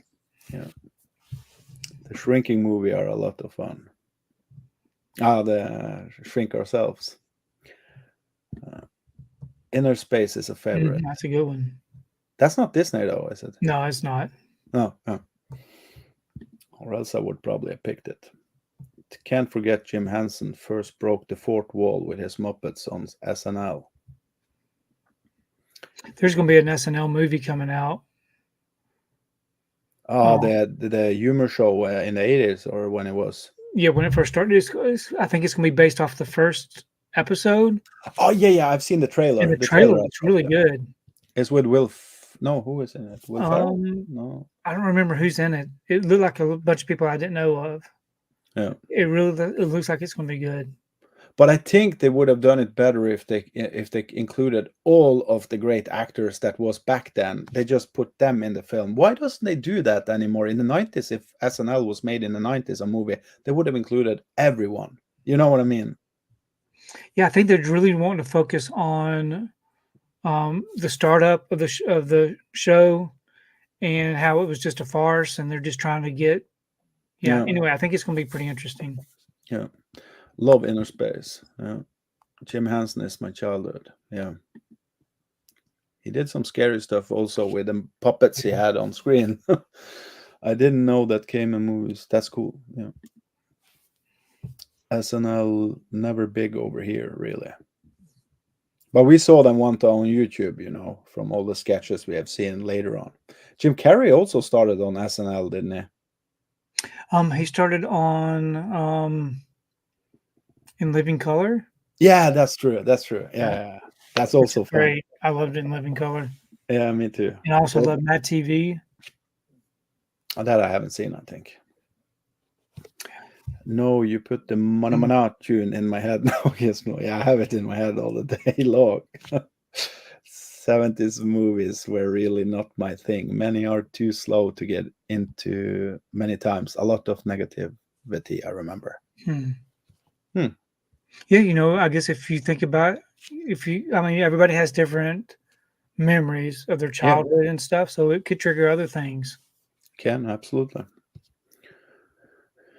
Comedy sketches, read. Yeah, let's see. 3 Men and a Baby and Shrinking films were big hits, but Disney has destroyed their fame by locking their stuff in vault, and now almost nobody talks about them. Yeah, 3 Men and a Baby and 3 Men and a Little Lady were great films. I've got 3 Men and a Baby on DVD. I know I've seen it. And 3 Men and a Little Lady on DVD. I remember them from big boxed VHS, but I can't remember the films. Same with Look Who's Talking, but that's not Disney. Oh yeah, those are great. But yeah, you know it. Hey Russell. Hey Texas. Hope you're good, man. Let's do it like this and mark it. It's my turn. Let's see what I have left. So I've done that one. Okay, so this is a movie I talked to you, Tony, about a lot. It's one of my favorite things from childhood, absolutely favorites. I would say that I love 3 different films that has the same story, and I haven't seen them all yet, but it's White Fang. Oh yeah. I don't understand why this movie doesn't get more love. This is the one with Ethan Hawke from 91, I believe. 92 maybe, I don't know. But I think the movie has like this perfect pace through the entire thing, and it has the heart that Disney always managed to bring completely, and it also has action sequences. It has good bad guys. They are not really bad guys, but they are portrayed as bad guys. They are hunters. But what's really funny that I looked up just before the stream actually is that dog that plays in this film is the same dog that is the dog in The Thing from John Carpenter. Oh, really? So it's 10 years later. So that's cool. It surprised me. Yeah, that is surprising. But yeah, but I do think the reason why this movie is so damn good is because of the director. I don't remember his name, but he did Grease, and he did The Blue Lagoon. That is also shit upon a lot, but I like that one. And he has done a lot of good kind of straight to the core kind of films where there is no kind of what you call it, like waiting time in the film, so everything feels like a journey from beginning till the end. Have you seen this, Tony? I have not. Oh man, but have you seen any of the White Fang films? No. Oh man, it's one of the best stories ever told in my They're opinion. very hard. I think they're hard to come by here, if I'm not mistaken. Okay. I don't even have them in my collection. I don't think. What I will say is that the Italian one, Lucio Fulci did the first. He did two. I haven't seen the second, but the first one is also really good. But that's more kind of, you don't want to show that to the youngest kids, right? Because it's blood and shit in it. But this one is a family-friendly film, and there was a new White Fang film that came out just 7 years ago, I think, animation. That was pretty good, but I didn't like the animation style in the film that much. But if you haven't seen any White Fang movie, Tony, that's just go on Disney Channel or something and look it up, because I have you read the book, or No. it's one of the, like I'm not saying this about it, but it's one like Animal Farm, or like the books that, I mean, everybody should at least try once, right? The movies or books, right? Just to experience, because I do think it's a really, I actually believe all animal films we get today are inspired by Jack London's story, because it has the grounded kind of, what do you call it? It's Disney in many ways, the book. Did I talk about Santa Claus? I haven't talked about it just before the stream. I asked you. So I will just mention that one. I have it, but I couldn't find it in my collection. But it's Tim Allen as Santa Claus. So Excellent. this movie, yeah, I had given it a low score on Letterboxd, I saw, because I think I rewatched it 3-4 years ago, or 2 years ago it must have been. Not low, I think I gave it 5 out of 10. But I believe if I go back to it now, I'll probably give it 6 or something. It's not a movie I think is great, but it's a movie I have so much fun with. It's so, maybe 7 out of 10. I don't know. It's a beautiful movie, a beautiful Christmas movie, because it's so light-hearted in many ways. But every time I see the film, you know, the opening when he actually kills Santa Claus, that ruined me as a child. It was like he killed Santa. Yeah, you didn't know what to think about that. No, and you forget about it also, because the journey when he becoming Santa is the best thing in the entire film. I think that's. I wish the whole film was about that. Like he's becoming fatter and fatter. That part is really, really fun. Yeah. You So know, the Disney Plus had a Santa Claus TV series that they did, I've never seen it. and I watched the first episode. I couldn't watch it all, even though it has the core characters still there. It just didn't have the same magic. But was it the same actor, Tim Allen, from the same time period, or is it new? Oh, it's new. Okay. Yeah. But also the production design and special effects when they are visiting Santa's home, you know, it's so amazing. I think I must have, when did it came out? 95, probably, something like that. I must have been 13.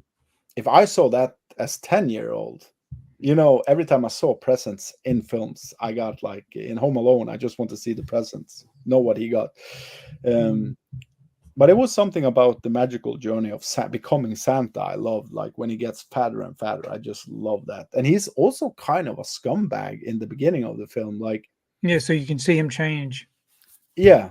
And it's but another thing the movie nobody talks about, it takes up something in society that nobody dares really to talk about, is like who gets the custody with the kids. And he is really a good dad, right? But he just have problems with his ex being with another dude and all of that. But I just love that the film dare to go into the subject matter at all. They would never make something like that today, never ever. So that's my 2 films. Okay, my next film is Return to Oz. Have you ever seen this? Yeah, but I don't remember it. It's been years. Remember it. So I remember when this came out. You know, we always had The Wizard of Oz. Yeah. We watched it every year. It used to come out every November. You'd only get to see it once a year before we got the VHS tapes. So when Return to Oz came out, we thought, oh man, this is interesting, something different. But this is a lot darker. The characters are very well fleshed out. it's almost like a Tim Burton type film to me. Now that I think back on it, Mm. the way they did the characters and things. But is that the one from the 80s or? Yeah, it's the one from the 80s. Yeah, that's one I've seen. Yeah, and I don't know. I just love the characters and the story. Like I said, it's a different story. It's darker, and I like it when they change. You know, when you get more of a story of something that you grew up on. Okay, the next two films. But Tony, let me ask you: is it possible to get that one? Do you think, or is that really out of? Yeah, the Disney Movie Club's the only way to get it on Blu-ray. Yeah, right. Yeah. Now I do have this DVD of it from the UK. Oh, it's out in UK. Yeah, It's an old DVD or? yeah, it's not too old. What's it called again? Return to Us. Return to Oz.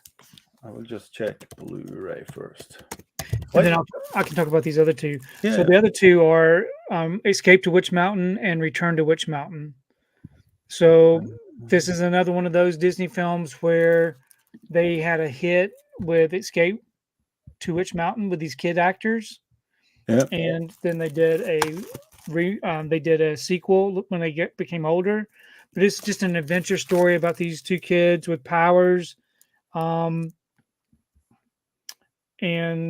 I don't know, I don't know if, to me, I think everybody should check these out. They're kind of dated, but a big part of my childhood. I remember seeing these in the theater back in the day also. Yeah. I have never seen that. Used to do so many live action movies. Yeah. My whole childhood was full of Disney live action movies. I've never seen any of those, but I just checked out now the price of Return to Us on Amazon. With tax and shipping, it cost me $175 for that same Blu-ray you have. Really? Yeah. Why so much, I wonder? It's probably a local, like a separate seller through Amazon that has it used or something. Stinks. I don't know. It's insane. I just need to get you you just need to come to the United States and come visit. If you were to come visit the United States, would you be able to take a bunch of stuff back with you? Yeah. I always have taken with me. I actually bought myself a new kind of briefcase, or what you call it, like a luggage, just to put movies in it last time. That's why I have all those. Do they stop you or do anything when you go into the airport? No, they haven't done it. But I think the only thing we can't bring into the country, Norway, is alcohol and cigarettes. Like that's the only. They are really strict on. And that's no problem for me, though. Read Texas. Let's see. Great to see you, Texas. You too, Wanta.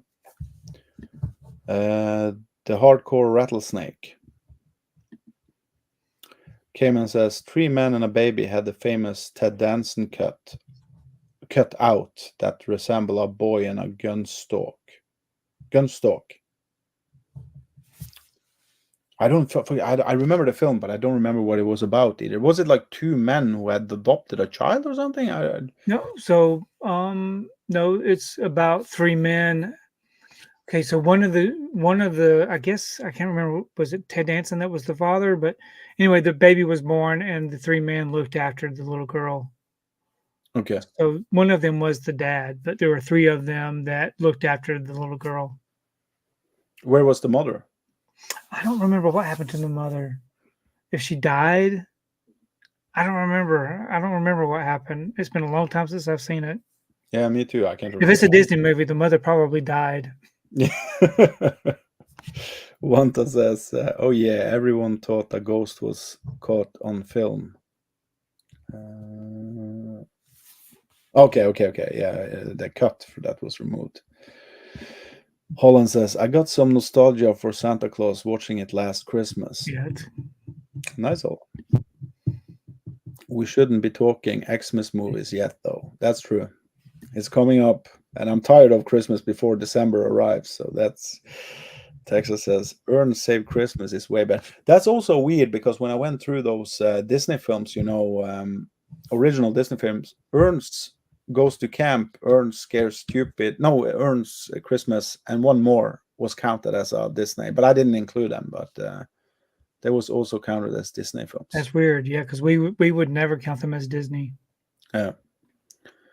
First, maybe it's different in Europe. You know, when we went through the list last time, Tony, the Disney Classic. If you look up that list, the Disney Classic, it comes up everywhere when I seek out the same titles I mentioned to you. Yeah, Dragon Slayer. I would have never thought that to be a Disney movie. Now you do. Now I do. I didn't know it too. So Silent Night, Quantum Night. Reed said, "We don't celebrate the holidays anymore. We just like to announce they're coming." And kind of start celebrating them from now. I think we get Christmas food and stuff in the shops halfway out right after Halloween. That's typical. The movie Red One looks cool. I don't know that I've seen anything about that one. Is it a new film or is it the one? Oh, yeah, I know. No, that's the Christmas with, is it The Rock? It's one of those big dudes that's like Santa Claus. Okay, maybe I have seen the trailer for that where Santa Claus gets kidnapped. I don't remember. I just saw I saw pictures, I think. Yeah. I don't think it's up my alley, Wanta, but I will probably see it just to torture myself. Oz. Eddie Murphy and Doolittle animals that take. Did you like the Dr. Doolittle film with Eddie Murphy? I don't think I actually did. I remember the film, but I saw that back when it was released. But then I rewatched, or I saw the remake of that one with Robert Downey Jr. as well. Yeah, it flopped. But there is an original one of that one, I believe I saw when I was a kid, isn't it? Isn't it one from the 60s or 70s? I think so. Yeah, I think I've seen the original. I like the original. I don't know. But I liked Eddie Murphy more than I did the Robert Downey Jr. one, I believe. Yes, classic.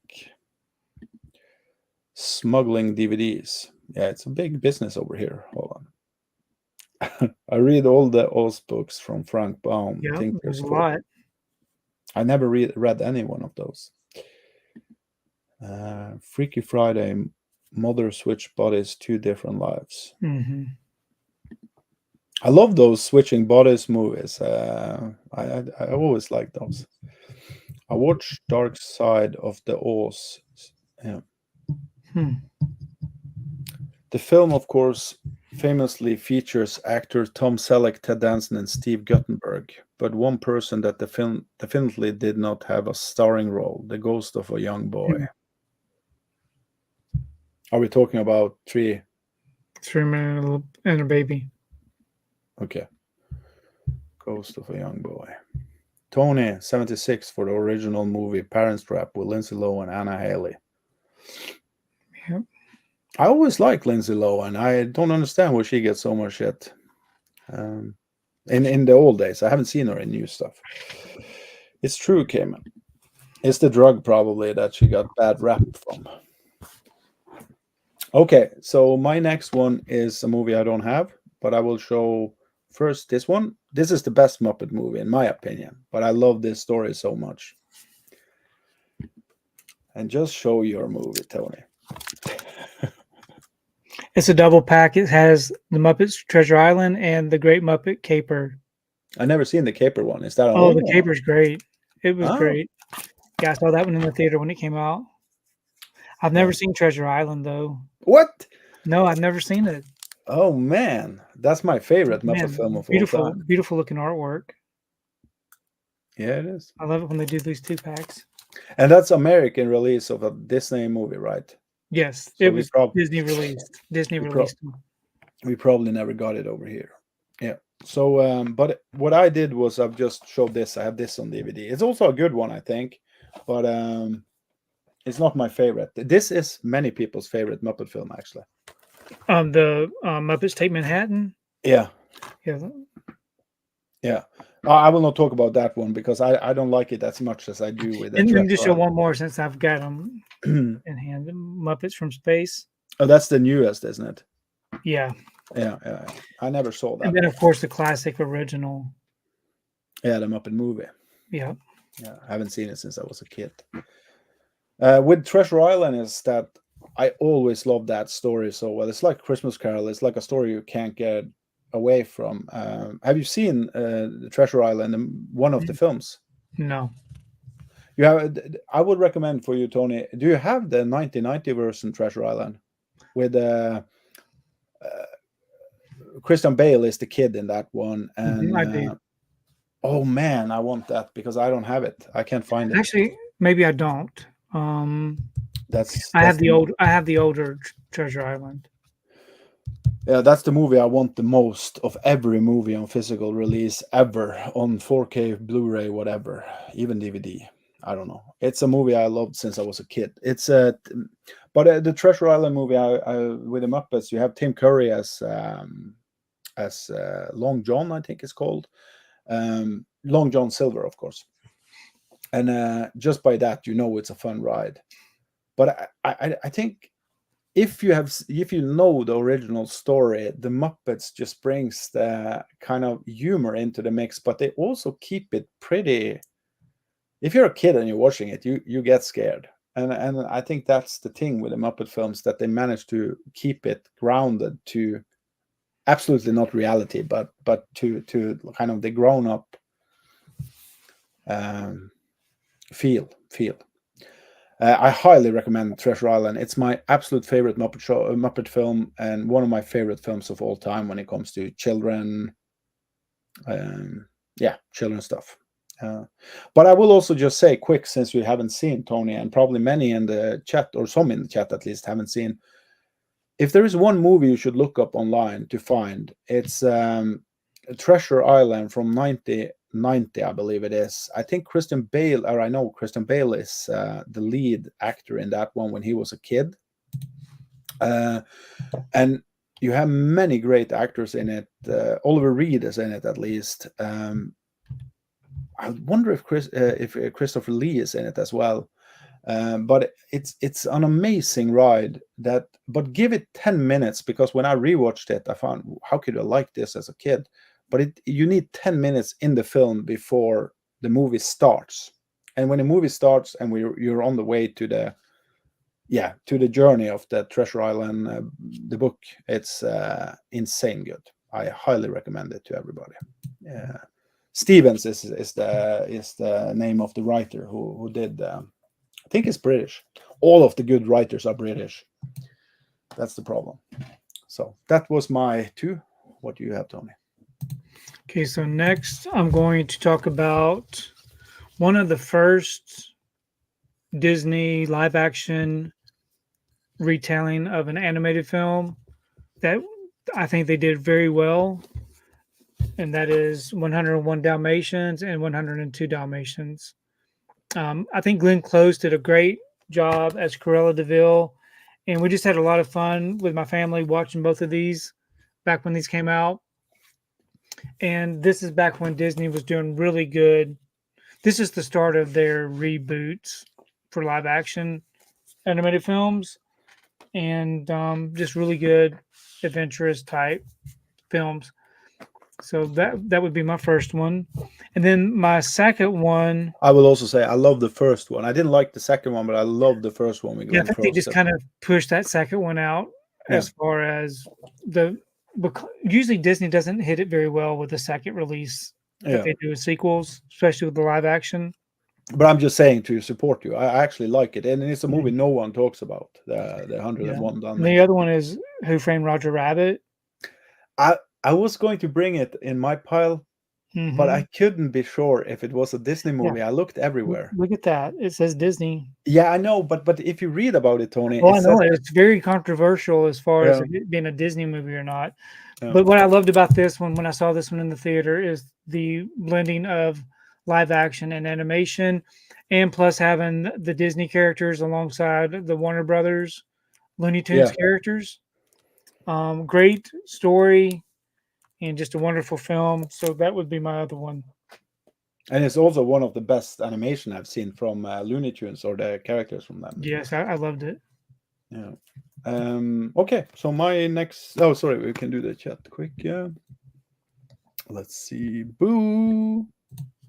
Freaky was great dark comedy of Freaky Friday. Oh, the one with Winston Ward, or what's it called? I know what she's talking about. The Muppets Steal Tonight Show. The Journey of Natty Gann. Yeah, that's a good one. Hey, Wiki Murders. Welcome, man.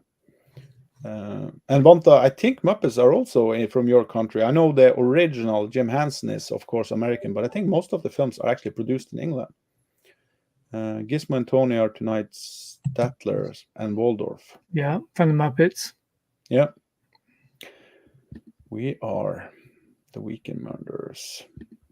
I want to be Rizzo, or what's the rat called? I love Yeah, that. Rizzo. Rizzo, I think. Yeah, he always had the good quotes. So when you went to when you came to Walt Disney World on your trip, did you go see the Muppet 3D Muppet Vision 3D In Florida, you mean? Mm-hmm. I don't remember. Is it the same place as you can see the Terminator 3D? No, that's Universal. That's Universal. Okay. Yeah, I don't remember. I was everywhere, but I don't remember, Tony. It's so much to watch, and I had 4 days or something there. What I remember most, I will just say, is the gorillas. Gorillas? Yeah, in the animal park of... okay, yeah, Animal Kingdom. Animal Kingdom, yeah. Yes. That's something I will take with me for the rest of my life. They are big. Yeah, they are. I never seen it before. Read 101 Dalmatian, yes. Still prefer the original, but live action with Glenn Close. But have you, Tony, seen the Terminator, the short film they show with the live? Mm-hmm. Yeah. Did you like it, or? Oh, I enjoyed it. Yeah, it's a good show. Do they still run it, or? I haven't been to Universal since my kids were really little. Yeah. So they were still running it when I was there. I don't think that they still do it. Okay. Yeah. They it's may. Kind of cool, the whole setup for that. Mm-hmm. Never seen a live action Dalmatian. They're good. Yeah, it's worth watching. And Glenn Close is perfect. And they're very hard. You can't get them. They're out of print. They're really hard to get. Did you have the Blu-ray or was it DVD? They're DVDs. Yeah, I also have the DVD of the first one. Anyone seen Kinds of Kindness yet? I've seen it. I haven't. It's Yorgos' new film. It's the one Dogtooth that you saw. Yeah, and I didn't like that last one. That Poor Things. Yeah, I did not like Poor Things. I didn't think you were going to like that. That's not your kind of film. No, I had no idea. I sat in the back I always sit in the same place in the theater, in the back. And the movie started because I had no idea what the movie was about. Then all this stuff started happening. I think, oh my gosh. And I don't. Did you see it with your wife, or was you? No, I was by myself. Okay. Like some kind of pervert in the back of the theater. Yeah. But you haven't seen the last he did, right? The kind of kindness. No. Well, it's pretty erotic as well. I've not heard of that one, Prince. Vanta, you will like it. I like the second and the third because it's an anthology film. He did like 3 different stories in one film. The 2 last stories I like the most. Which one? It's the Christmas Carol with Jim Carrey, Muppet Christmas, Make It Christmas. I have him on Blu-ray. Yeah, so they did the animated A Christmas Carol with Jim Carrey as the character. It's a 3D animated film. I don't think I've seen that. If I showed you the cover, you want to see what it looks like? To see if you're familiar with it? Yeah, of course. I'm just thinking. Jim Carrey. Was that animation? I just have a weird feeling that. Yeah, no, maybe we'll see when he comes back. I can go through Kinds of Kindness. Yeah, I think you will like it one time. But that's not animation. This? Yeah. Yes. It is. It is. It's computer like animation. It's like that Polar Express kind of animation, right? Yes. I think I've seen it, but is it like 8 years old, 7, 8 years old? Probably older than that. Yeah, I think I saw it. I'm a big Jim But that Carrey. was the big draw, was that it was Jim Carrey. See how they have his Yeah. name up top? That's cool. It's cool cover. Kinds of Kindness. It's good. One question, Tony. You don't collect Winger Syndrome, but do you have all the Lenticular releases they have done? Okay. Unique, bizarre movie. It is. Fiddler on the Roof, I have saw the play. Yeah. Mhm. If I were a rich man. Ba-ba-dee-ba-dee-ba. Scholar. Disney are not very good with sequels. Remakes are better. They should learn from Pixar a thing or two about how to make a sequel. Mhm. Yeah, they were, for me, they were good with remakes. I don't like the new one, sadly. Never heard of that either. Is that bearish? Oh, it's a kind of kindness they're talking about, or I don't know. oh, newish. Okay. Oh, it's probably a Jim Carrey movie you just showed me. No, I think maybe he's talking about Kinds of Kindness. Ah, okay. I don't know. Might be weird for you though, and kind of kindness seems like a 3-4 hour snooze fest. It's not for me, at least. But Poor Things was not snooze fest, Tony. It was too on the edge for you, right? Yeah, way too much. Yeah, but it's not a snooze fest, right? It's not like you're. You know, I've recently watched 2 other titles that you've seen in the past. I don't know if you've been stalking my Letterboxd or not, but I did recently watch 2 films that you've seen. The Hot Spot, Yeah, I don't like the hotspot. and then I also watched, man, I can't think of the name of it all of a sudden. It was a double pack. It has the Hot Spot and it has this other film in there with it. I'll have to remember what the It's an name older film, or it is.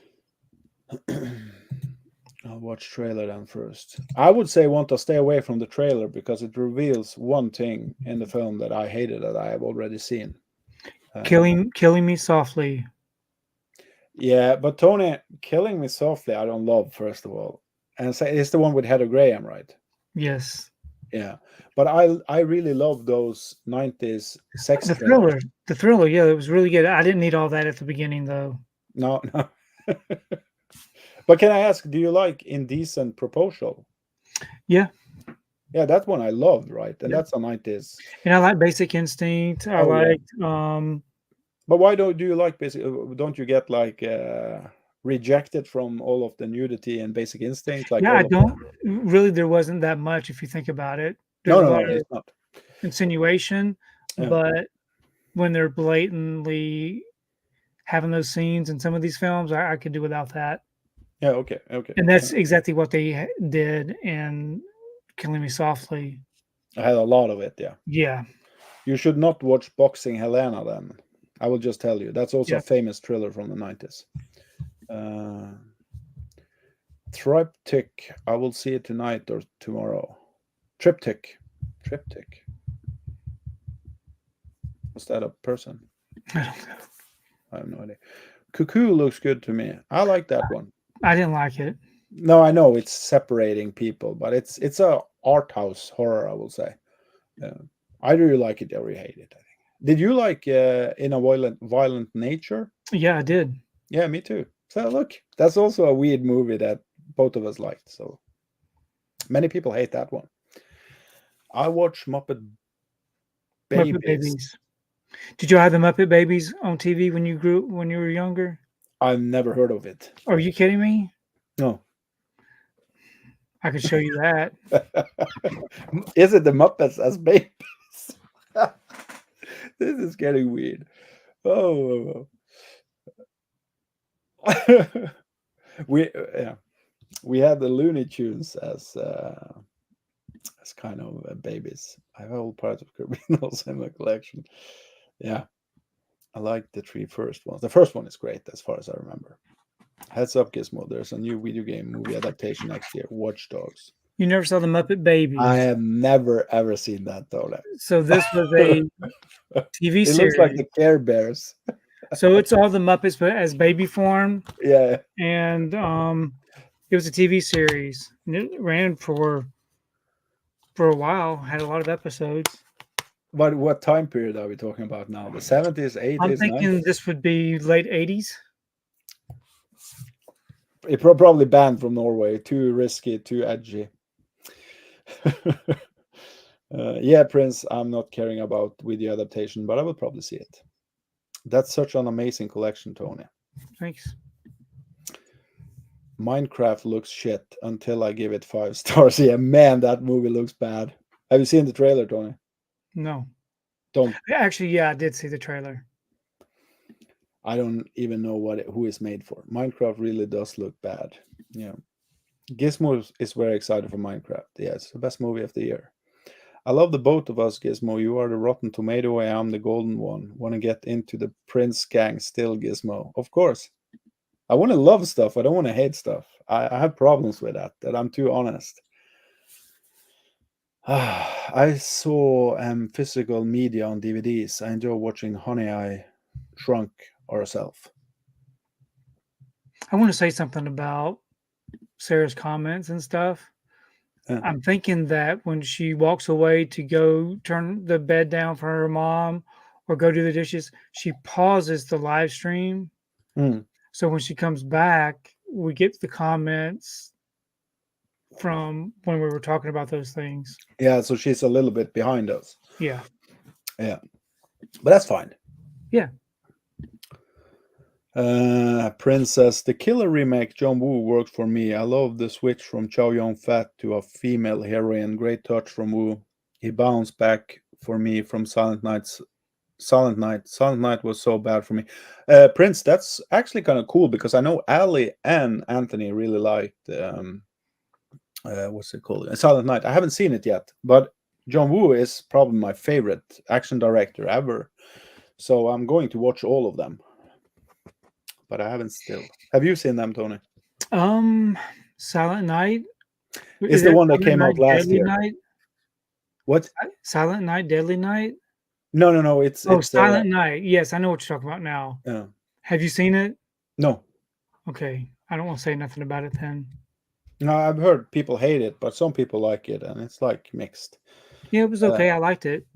But he remade his own movie, The Killer. Have you seen his original, The Killer? That I don't know if I've seen or not. It doesn't sound familiar. It's from Japan, from 88 or 89. No. Maybe later. He also did Once a Thief and Bullet to the Head, and the best one he did is Hard Boiled. Do you have those films on Blu-ray? I don't think so. No, I mean on DVD. Sorry, it's not out on Blu-ray. No. Buy them, Tony, if they get released. I've been waiting for them for years. I like both Silent Nights and The Killer. Yeah, I gotta look up The Killer because maybe that sounds familiar, but I'm thinking of Michael Fassbender. Oh yeah, you're thinking of David Fincher's Killer. It's just called Killer.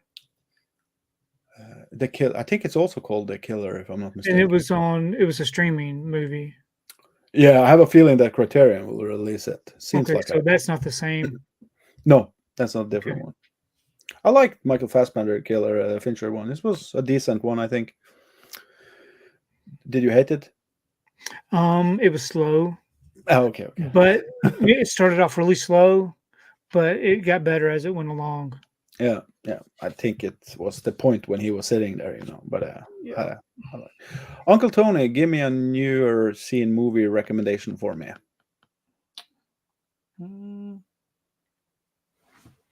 Okay, I'll think about it. Yeah.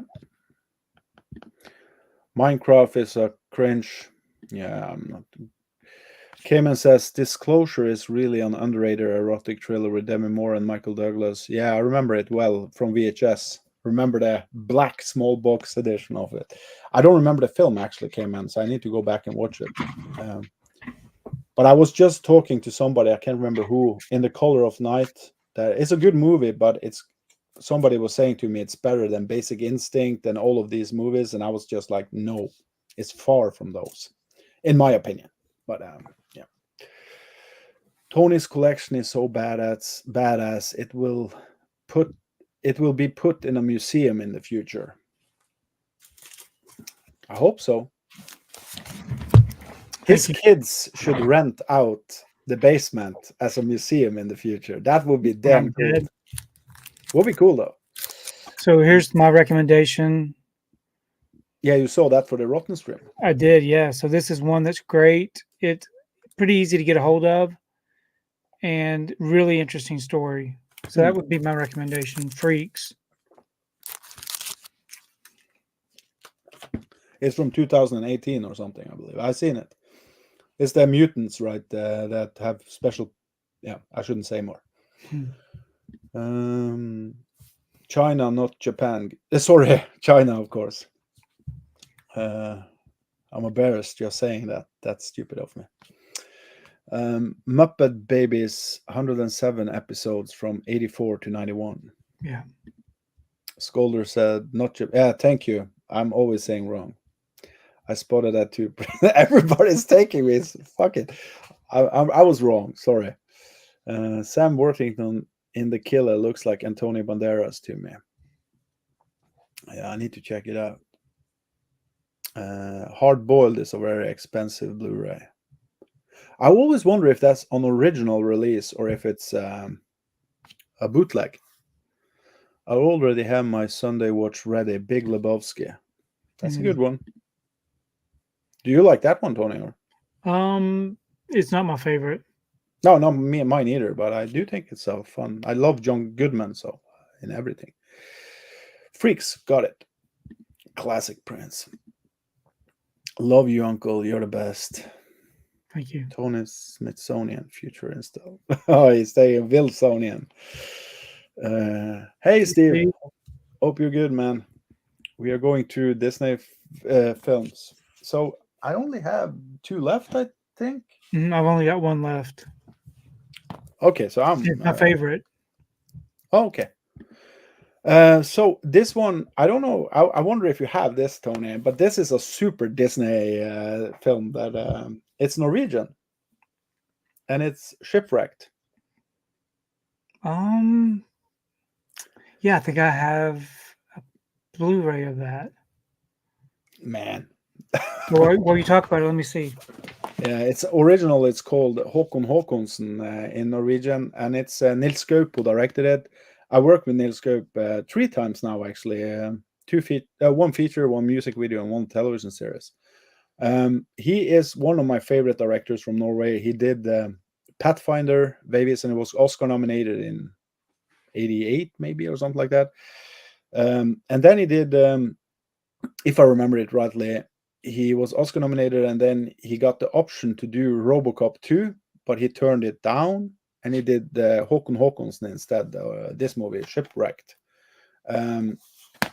This is a really fun movie. I don't know if it is because it's Norwegian to me and nostalgia and all of this, but I always like those castaway movies where you are stranded on an island after a ship sinks, and in this one, I think is actually the best of all of them because you got animals that he needs to kind of a dangerous animal, to say it like that, and on top of that, there's pirates coming to this island.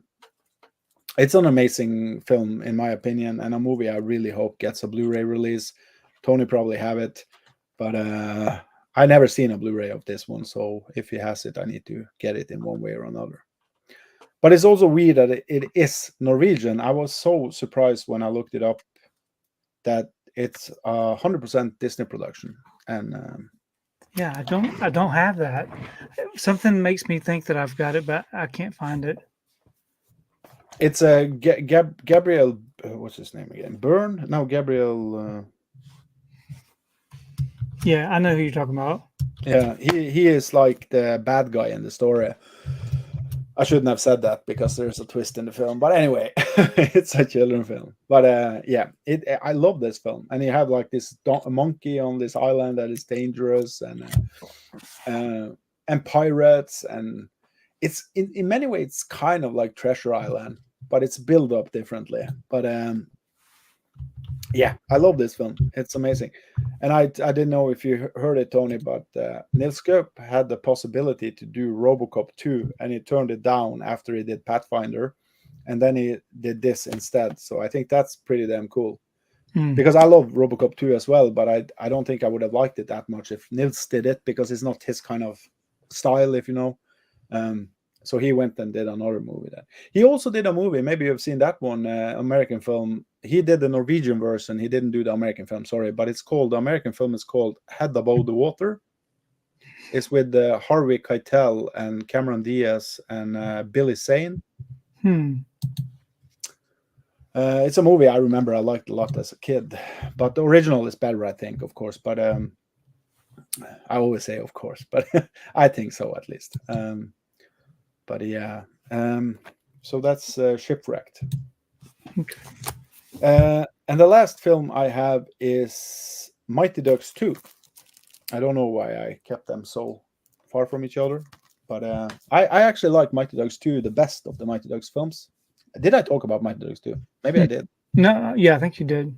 Oh, okay, I did. Yeah. Oh, that's my favorite of them, at least, because I do like it when I meet those, those one from Iceland and all of that. And I think it's in the second one where they introduce what they call them, the two. Those two guys that are always ready for action. Those. Anyway, they meet those, and it's like it's a fun ride, and it was also really fun to see that Icelandic girl in the film. I remember I was so surprised because I'd seen a thriller with her before, Scandinavian thriller kind of thing. Maria something is her name. Highly recommend both of these two. Not my favorite though, as Tony has saved his favorite for last. I just put them in random, but the last two I highly recommend to everybody. Well, my last one, like I said, is my favorite from 1976. Is another one that I saw with my family in the theater, and that is Pete's Dragon. The original, right there. Yeah, the original. Yeah. Where they mix live action with just one animated character, which was Elliot the Dragon. To me, it's a musical, so the songs were catchy, and it was about an orphan who was being mistreated by this family that took him in. They were pretty much just using him as a worker. They don't really care for him. And then you have this lady and her dad who owned the lighthouse. And the whole story about it, it's just really a nice story. And it's just a really good family feel-good movie. But I love it. I got a lot of nostalgia for this one. And the remake was good. I didn't mind the remake. It was a little bit different, but nothing beats the original for me. But that's my favorite. Especially the dragon, because he looks so cute in the original. Elliot, yeah. Pete's the little boy. Pete is the little boy, yeah. No, that's a cute film. I was thinking there's a movie that everybody is talking about on streams all the time that Disney did from the early 80s, I believe. I don't know the title for it, but it should be. It's like a scary movie they did that feels really different from Disney. Do you know what I'm talking about? No, nothing I can think of. I thought you were going to bring that today because that's a movie I've been looking for, but I can't remember the title right now. It's I don't know. It's a movie I heard everybody talks about on YouTube, saying it doesn't feel like Disney. It's so out there and everything. Steve number 2. So if that was in the 80s, of course, it would be before the Hocus Pocus.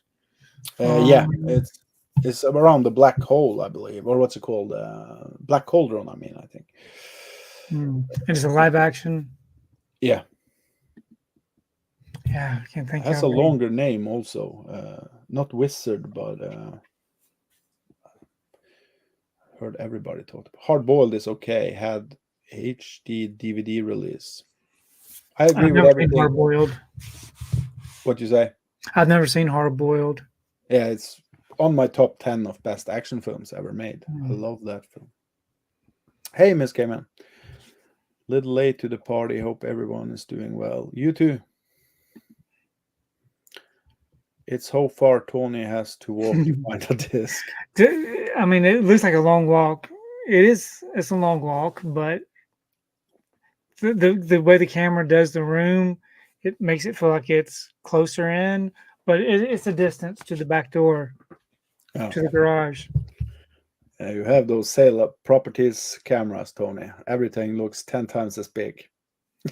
Mm. Miss Cayman, hello there. Gismo, you're always welcome to my channel. Feel free to check out my movies. Yeah, I used to, or I normally I see your videos, Sarah. She does a video every single day. Yeah, I put what do you call it, comments under a video sometimes. She expects you to comment on every video. That's one of the things I like in doing, and she'll let me know quickly that if I watch her videos, I need to comment. I will remember that. She expects everybody else to do the same. I only comment if I'm on my Mac. I never comment on my phone because I'm old and I have too big fingers. So that's why I never use Instagram on my phone. Hang in there, Wanta. We're almost done. Yeah. 3 men and a baby, baby day out, baby day of yes, love it. Is baby day out? Is that Disney? No. Do you have that on Blu-ray? I don't think there's a Blu-ray release for that. Right. Did you see it on cinema when it was released? Mm-hmm. Yeah, me too. It was a big thing back in the days. Yeah. What's up, Gizmo? Yeah. Tony, you're absolutely correct about Sarah pausing. Just glad she's here and participating. Yeah, Yep, me she's too. just a little behind schedule. Flight of the Navigator has to be up there with Disney live action. Yeah, the thing was that was also back and forward on the list, so I didn't include it. I like that film a lot, but I didn't understand if it was a Disney live action. I have it with my Disney stuff. Okay. The reason I didn't bring it with me is because I've only seen it once and really don't remember much about it, so I didn't really think much about it. Yeah. But people praise it. If you've seen it and you have nostalgia for it, it's a really great film. I just haven't seen it enough to comment on it. Yeah. Princess Tony, I want to ask, you're truly a legend in the physical media game. What's the origin of your legendary YouTube persona, and what year did you start uploading to YouTube? So yesterday was my YouTube anniversary. I started uploading 12 years ago yesterday. And the first video that I uploaded was an unboxing of the Harry Potter Wizard collection, a I saw that yesterday. big old box. Yeah. And the first videos I did, probably for the first year, it was just my hands. I didn't really show my face or anything until later on. But yeah, I just wanted to share what my collection looked like, and I've been collecting since the mid '80s, late '80s when the VHS tapes came out. So I was a real big collector back then, and had my family when in my early 20s. We had kids. I got married when I was 21. We had kids when I was 23, and so with the kids, we didn't really buy as much.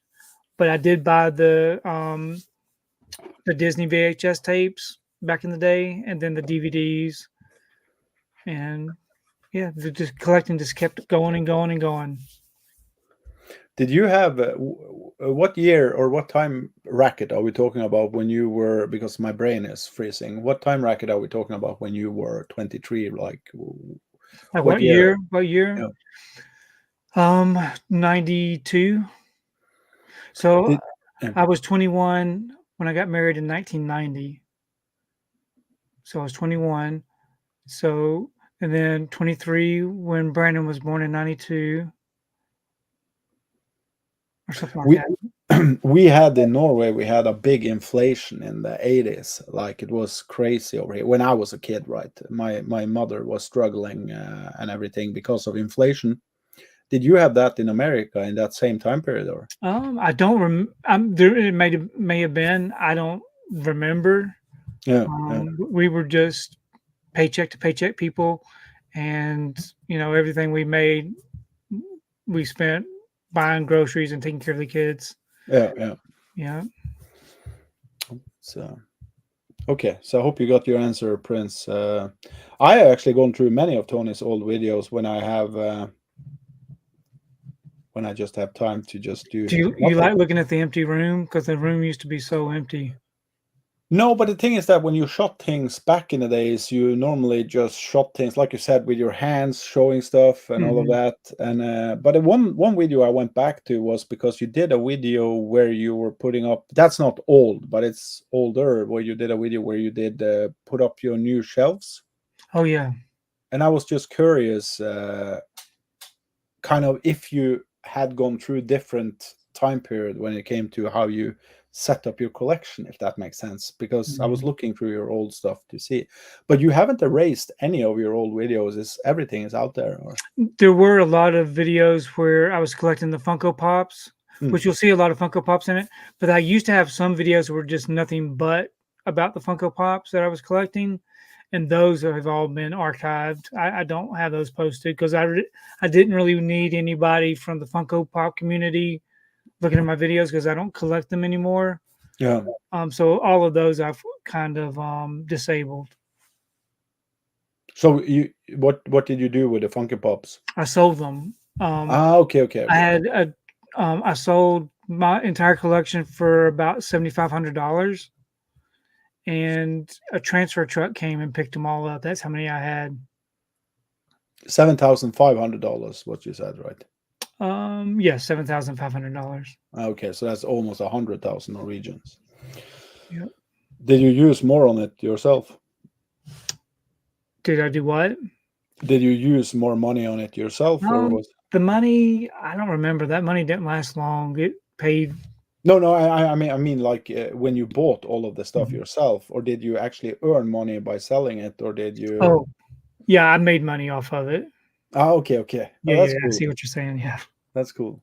Okay, man. I have been working with Tony and Gismo for years.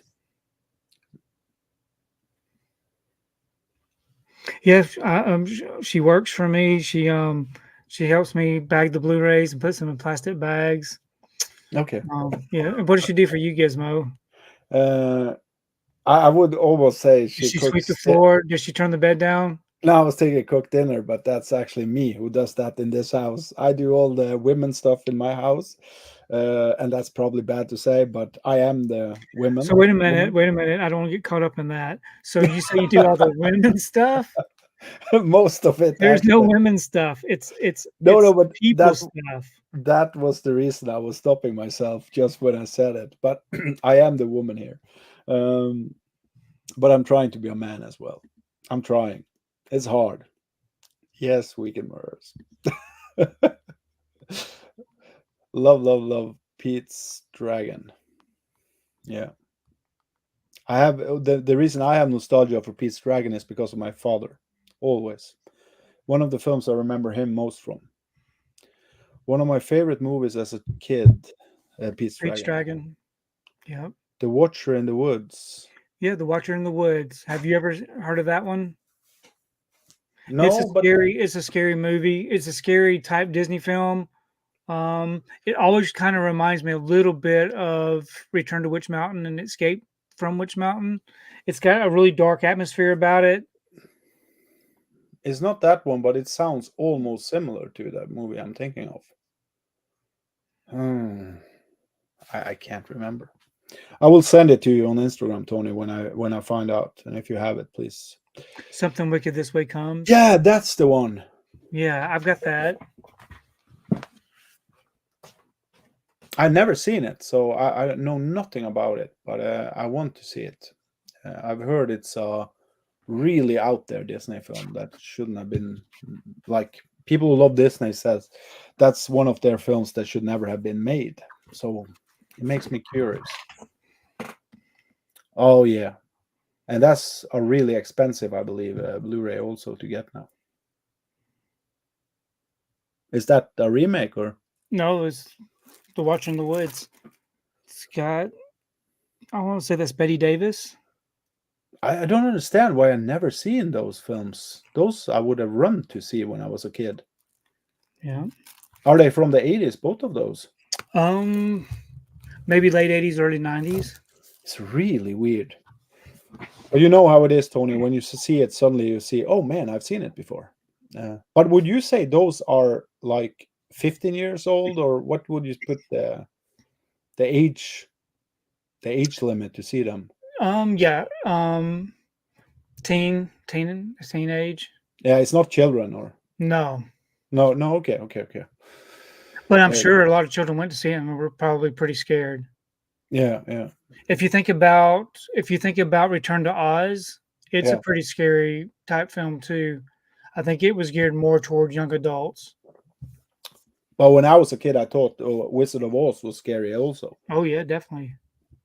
Kamen says, speaking of musicals, this reminds me of David. Please remember his love of hate for musical, and please remember his fight with cancer and GoFundMe. Mm-hmm. Yeah. I think I put him up in my, or if I didn't now, I've done it every time I do live stream. I put his link in my live stream earlier. I don't know if I did it now, to be honest. Yeah, and definitely check out my community page on my YouTube channel. I've got the GoFundMe page listed there also. Yeah. Wish I had more money. I sent what I could. Uncle Tony, Argento, or Tarkovsky? Neither. You have seen both of them. Oh, Dario Argento, you have seen Suspiria, probably. Yes, some, and I'm not a big fan. Okay, and Tarkovsky, have you seen any of his films? I doubt it. Solaris or Stalker or Nostalgia. I don't know if you will like it. Reed hated it, Nostalgia at least. But I love, he's my favorite director, I believe, after Paul Verhoeven. Hope you're well. Who was that for? Did you get that Curzon box set? Who was that with? I'll have to send you a link. Oh, the new one that's just... Yes. No, because it costs so much. But yeah, but you already have all those films anyways, don't you? I just got to think who it was. It was... No, I don't. I only seen one of those films. It's... But I can't remember who it was. But I just talked to some... But I only have one Curzon box sets. It's the color box sets. Do you have that one? I do, yeah. I got like maybe 4 of the box sets, but I didn't get that one just because it was so expensive. Yeah, it cost us. But have you seen the color trilogy? I have not. I've got the... No, I haven't seen it. I'm not the biggest fan of, melancholic kind of love stories. Kind of, you know what I mean? Like those... Yeah. But those 3 films I love. I put them so high. Tony, did you ever see the pic I posted on... It's not love stories, but anyway. Tony, did you see the pic I posted on your Facebook page of the House of Sale? I did. Yes, that is amazing.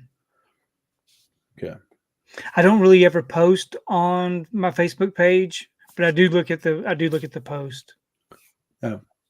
The thing about my Facebook page is people that live near me, people I went to school with, people that work in the same school system. I don't really want them to know that I've got this hoarding problem, because then they'll be at my house wanting to borrow movies and stuff. So I really don't post much on my Facebook page. And you don't like to borrow out movies? No. Actually, I actually loaned someone a movie out today. There's certain people that you will get the movie back. Those are okay, but I've loaned movies out before and never can get them to give me the movie back. Oh, that's a problem. I mean, the biggest problem is you get it back and it looks like shit. It's like they don't get it. They don't get it in the original packaging. I've got cases that I send it with. And Yeah, if there's a you Blu-ray and a DVD, then they just get the DVD. I don't give them the Blu-ray. you will be the freak in the neighborhood then. Like he got tons of movies, but you can't borrow them. And the other thing about that, just because we brought it up, if I have to have work done, like plumbing or something, the cable guy has to come down to the basement. It's always embarrassing because I'm always afraid that they're going to see all of this, because you don't typically see something like this on your daily, job routine. I'm afraid that they're going to try to break in thinking that I'm rich, because I'm not Yeah. rich, far from it.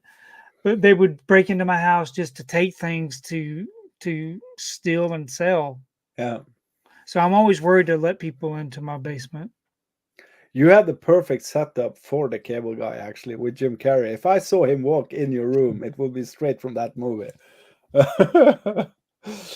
And that's a good film that everybody's pissing on, I think.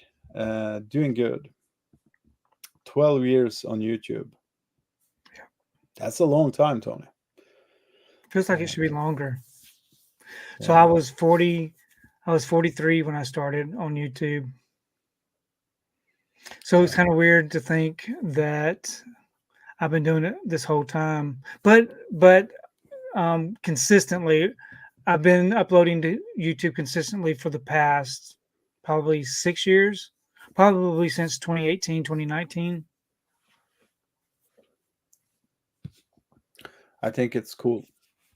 When I found your channel, I don't remember when it was, but it was long before I actually talked to you. Happy 12-year YouTube anniversary, Tony. Thank you.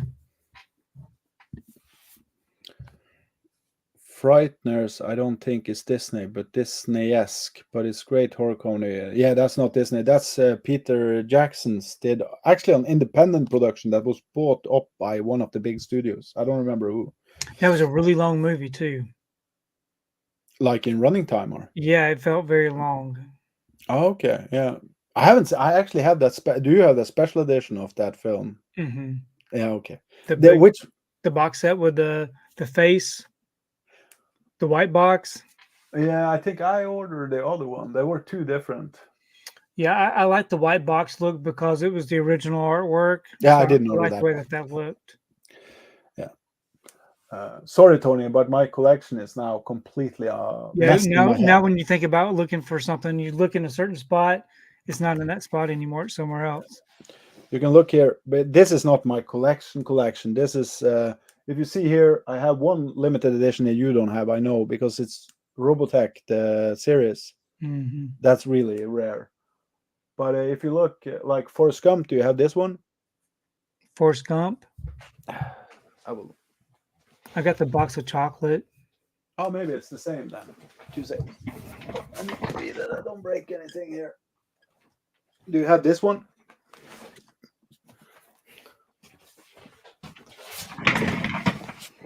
Got this one. Okay. I like the one you got. When you open this one up, it's like a box of chocolates. Yeah, I've seen that before. It's But beautiful. what you got's far superior than this. This one is a really expensive one that I found used. I wanted this since the first time I put my eyes on it. But I have some of these.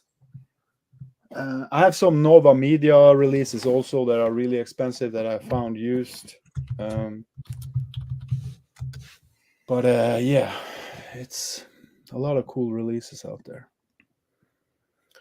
I would love have two of you and go to Walmart and Barnes and Noble in Houston, Texas.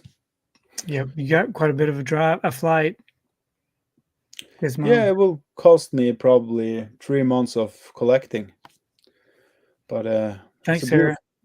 Happy 12 years of YouTube, Tony. Gismo, final prediction for UFC: Nosha, O'Malley, or Nosha? I don't know how to say it, but O'Malley, Merab, Dvalishvili, I don't know, Shevchenko or Grasso. I hope Shevchenko, but I hope she hasn't lost it. But I know who the other O'Malley or Merab Dvalishvili. Okay, so O'Malley, of course, and Shevchenko, I don't know, but I hope Shevchenko. I really hope so. One of the greatest horror comedy, if sorely underrated. What was Frighteners. that? The Frighteners. Yeah. Have you seen the old films from Peter Jackson? Brain Dead, Bad Taste, Meet the Feebles, and No. Forgotten Silver. Do you like Evil Dead 2? I'm not a big fan.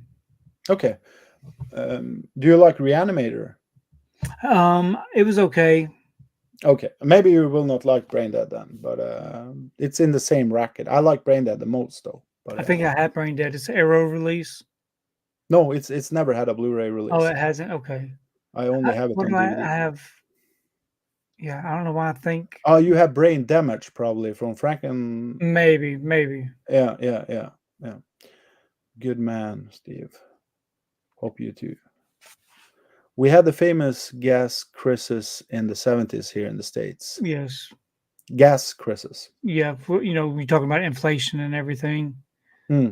In the 70s, the gas. So hit you 70s and us 80s. Yeah. Okay. Yeah. It's kind of cool that all of our countries in the West are kind of similar when it comes to all of this. Something Wicked is such a classic. I finally picked up a Blu-ray copy of eBay for a reasonable price. How much did you pay for that, Steve? That makes me want to grab it myself. Red one is Dwayne Johnson, Chris Evans. I can think of the trailer now because I saw it recently when I was watching some films in the theater. Yeah. I don't know why Wanta is laughing off me, but I'm happy that you're happy. And everybody should check out Wanta's channel. She has a live stream. I don't know when. Wanta, when is your next live stream? Yeah, I don't think I've ever been in one of her live streams. They are very erotic, but in a like she doesn't. She's just happy in the chat. Wanta is always fun. They don't talk about stuff that will. Funny enough, I started with the race to Witch Mountain. Race to Witch Mountain, yeah, that's the one that's got Dwayne Johnson in it. Okay, I don't know. I speak fluent Gizmo. Yeah, spicy. Gizmo can speak fluent Gizmo. That's true. I like it when Gizmo says video, and what else do you say? There's certain words I like to hear you say. Say video. Video. No, you say it different. Video. No. I don't know what it is. Sometimes you say it with a W. Video. No, I don't know. I say a lot of stupid things. It's my English. Hello, Nicky's Movie House. It's the first time. Welcome. Hey, Nicky. Spicy Reed says, nostalgia, terrible. New. I think it's so funny. Nostalgia, but it's a movie I can't recommend to anybody, but I love that film. But I'm sorry, but I was laughing the whole day when I saw Reed was putting I think he put like a half star or something like that. it made me laugh. Weekend Murder. Want English breakfast or fish and chips? I think it's for you, Tony, as well. Fish and chips or English breakfast? I've never fish and chips. Is that American breakfast? I don't know. Not where I live. Pancakes was I was eating that in the breakfast in America when I was there last time. Breakfast for breakfast, of course, Prince. Haha, fair. Fish and chips suppers. Mm-hmm. You got to call me out next time, Tony, with that video. Okay. Come on, Gizmo. Tony is a pro. They only get the disc. Yes. No packaging. I will never forget that, Tony. And they get the inferior disc of the set. Yeah. So you know what that means? So like if it's a 4K and a Blu-ray set, they get the Blu-ray. Blu-ray. They get the Blu-ray. Yeah. If it's a Blu-ray DVD set, they get the DVD. Yeah, you're that kind of guy. that kind of guy I should be, because I've broken so many movies because of I bore it out. Mommy Nikki, hello there. I didn't notice your name change. Mommy Nikki. Okay, that's it. Steve, hello Nikki. Uncle, do you have a favorite breakfast? What is it? Mine's pancakes and some coffee. Yeah, so I don't typically eat breakfast. So typically I'll eat my meals from 1 p.m. to 5 p.m. So I have a 4-hour window. But back when I was eating during the whole day, if I ate breakfast, I would like to have sausage, biscuits, gravy, bacon, eggs, that kind of stuff. Typical breakfast foods. Yeah. In 1 month, I will. No, in 1 month. In 6 months, I will be looking like you, Tony. Skinny. Skinny. I wish I was skinny. No, you're skinny. I'm fat as hell. But I've gone through that one time before. I will start in December because I applied for money now. Because of a movie I'm making. Done it for 15 years now. I can send you pictures if you want to see. I dropped. I was weighing, but do you know kilos, or is it what you call it in America? It's not kilos you go after. Pounds.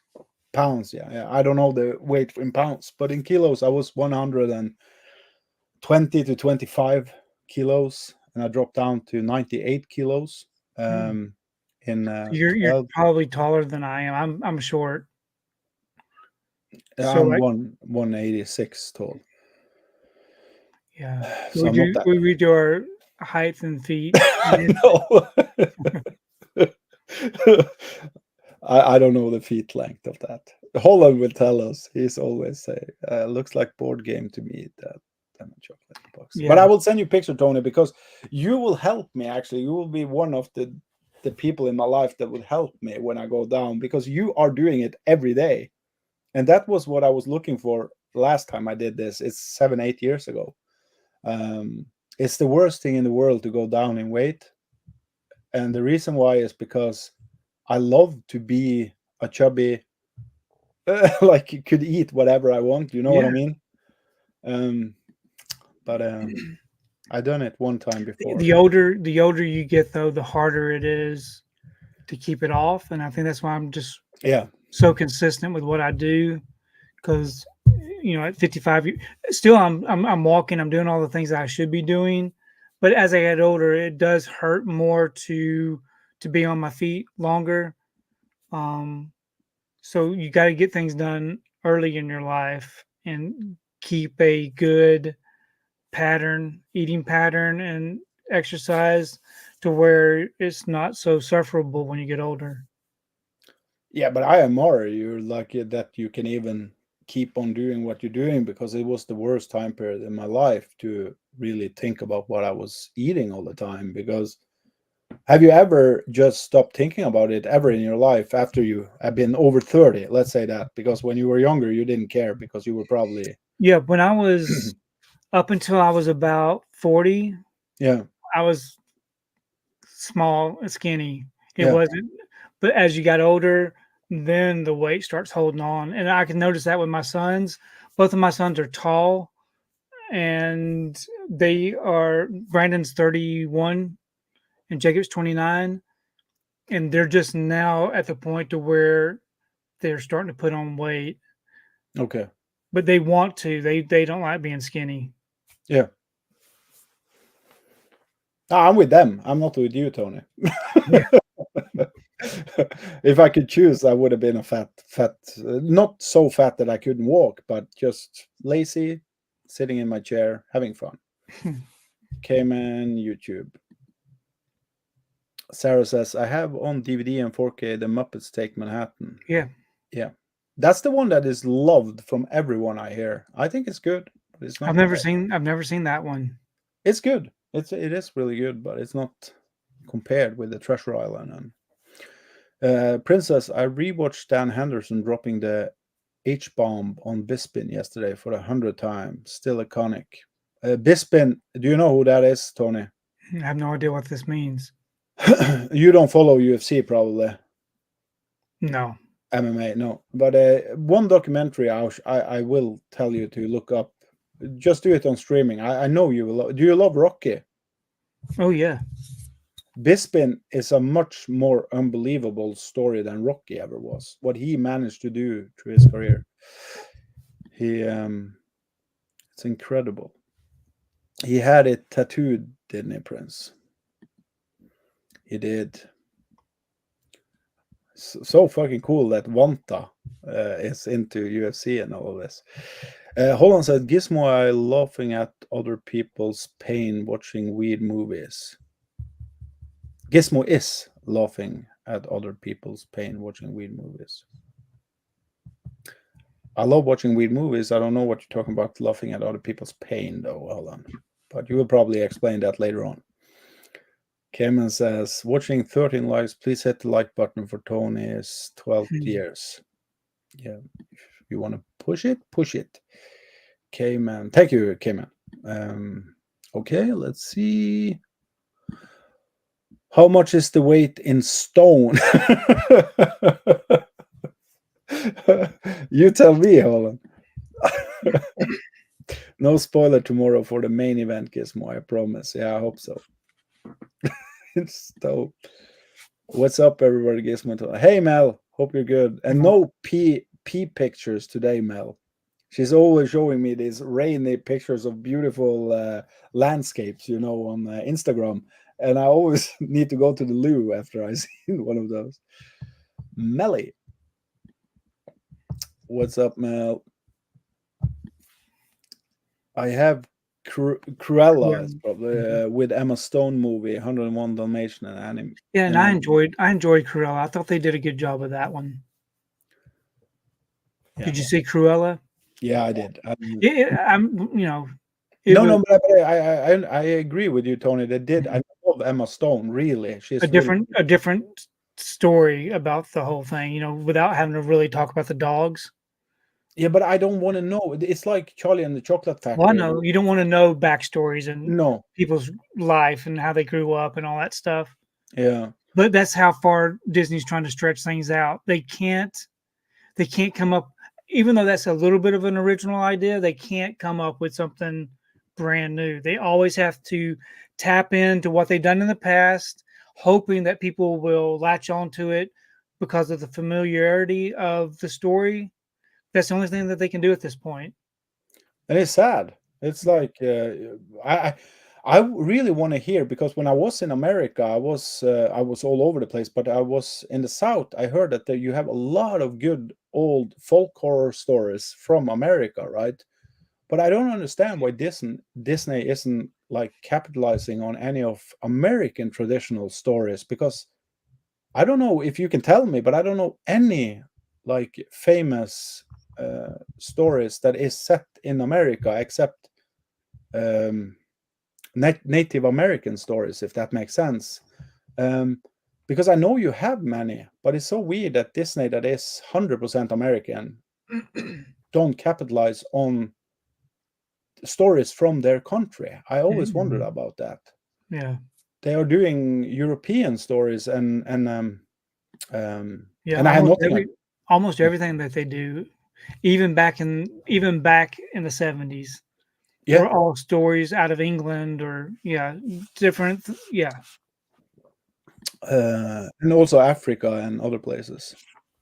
Hey, Killer Tony, good to see you. Good to see you, Mel. YouTube challenge. What would it take for you to eat one of the mystery chocolate from your Forrest Gump set? No, that would be really bad if they actually had chocolate in here, but there's no more chocolate. But have you opened it? No, it's sealed. But will you open it? No, I've got Forrest Gump in so many versions. I don't need to open this one. Have you seen all of my big sets like this, even if all of those sets are on this long aisle, they're all sealed and brand new. I don't like to open them up. Now, I originally opened up all of my stuff and I sold them all. So I repurchased everything and left everything sealed the second time around. Why? because when you open these up, they don't feel new. And when That's you the open collector. things up, they get creased. The boxes don't stay new. So when I sold the old sets way back when I had to sell stuff, when I was raising a family, I sold all kinds of stuff to to get by. And when I was able to afford to rebuy things, I did not open them up. I left them sealed So because I already had the movies in another format that I could watch. so your biggest dream would be that you could have every movie in your collection like you have it now, plus a lot more, of course, sealed. No, I don't. They don't all have to be sealed. Just the really nice box sets. Oh, okay. Yeah, the regular movies and stuff. They can be opened up. Steel books. I open up all the steel books. I do all my videos, so the steel books get opened up because this whole wall is steel books. Yeah. But if it's a really big box set, all those box sets.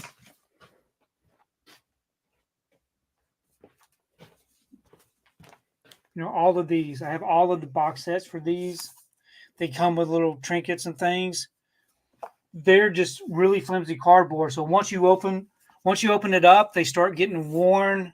The corners start getting bent. They start getting creases in the cardboard. So I just leave them sealed brand new. Yeah.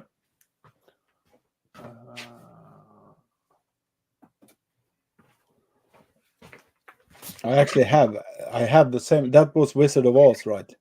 Yeah, there's different versions though. You have one that comes with a watch. You have one that comes with something else. Can't remember. My collection right now In is the same way with Gone with the Wind, they re-released it. You have 3 different versions of Gone with the Wind. Yeah, I don't have any version of Gone with the Wind actually. The Crow reboot gonna get the 5-star treatment today, Mel. Today's the day. People are happy. I don't know about that happy. Roger Rabbit, I used to have VHS. I do not have DVD. I would have included that to my pile if I knew it was Disney, but I tried to look it up everywhere to find out, but it was so... But I agree with you, Tony. It is Disney, but it's just... I don't think they are proud of it. That's the thing. And I don't know why. I love the film. Love UFC. So with Roger Rabbit, so for this release, it's a UK release. They have Disney all over it. Now here in the States, for the Roger Rabbit releases, there's no mention of Disney. It's all Touchstone. Yeah. Yeah. I think the same thing we have here with the 4K. 2 seconds. Laughing like a maniac thinking about Reed watching Nostalgia. The Wiki Murders, less about weight, more about muscle. Have to ensure that you're maintaining protein and nutrient intake for your body health. No to process U.S. food. Processed foods, yeah. Euro bans U.S. food stuff. Yeah, the U.S. is really bad about the food stuff. We are bad over here as well, but we're probably a little bit bad. What I experienced when I went to America is that something I loved, but I would hate it if I lived there, is that if you go out and you buy a dinner, like say that I buy a hamburger, right? The hamburger is so big that I can't even finish it, right? But after a while, you get used to that size of a dinner, and then you just go up in weight. Yep. And my wife, she's very small, just like I am. She's smaller than me, of course. But when we go out, we'll usually just split the food. Oh, do you eat? Yeah.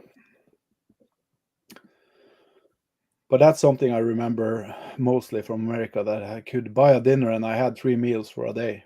Yeah, exactly. I'm close to being the light heavyweight champion. I love Prince. He's always having the good quotes. I've been to Walt Disney World and Disneyland since I was still in a stroller. Have you been to Europe, Tony? No. I haven't ever been out of the United States. Okay. I've been banned from traveling overseas. Yeah, because they think you're a terrorist. Yeah, Okay. I don't know.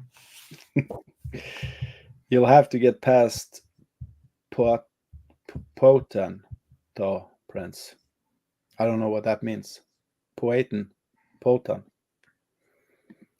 When everyone in my family was alive. Yeah, so Sarah went to Disney World and to Disneyland back when her grandparents were alive. Yeah. Disney World is a really fun place to be, and I'm a grown-up saying this. It's I'll be there. Me and my oldest son will be there next week. Yeah, right. That's one place I want to take Emma before I pass away, at least. Like, just let her experience the King Kong. Sarah says, I do special. She's never seen King Kong. The gorillas. Oh, okay. I see what you're saying. The real gorillas. Yeah. I thought you was talking about King Kong at Universal Studios. No, but I've been afraid one time in my life, afraid of my life, and it was when I saw gorillas for real life. And I've seen bears in Norway. Out in the wild? No, in the behind the wall. Yeah. But it made me think, what if I was on the other side of the wall, right? You know what I mean? Oh, yeah, you have no chance. No chance. It's like I could meet the dangerous person in the world. I would still choose that before I choose a gorilla. I do special video for you, Tony and Gismo, so you both share Disney love. I don't mind. I do it for you both. That's great, Sarah. You better be sure to comment on the video too, Gizmo. Yeah, I will. Watch it on your computer, not on your phone. If I watch it on the phone, I will go back to my computer.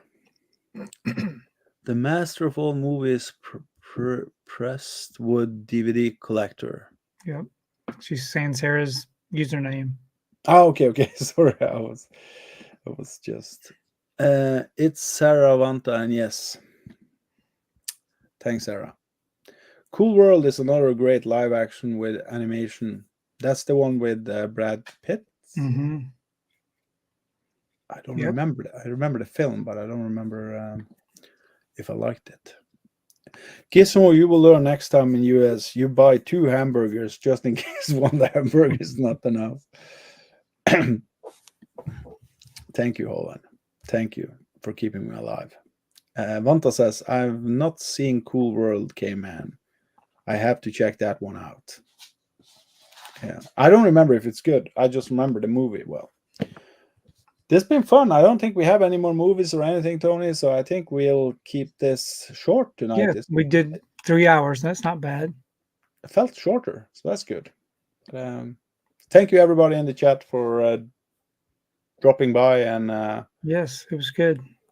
We'll see everybody. I think, actually, if I remember rightly, I think it's the first week of October, actually. We're going to do the next Rotten.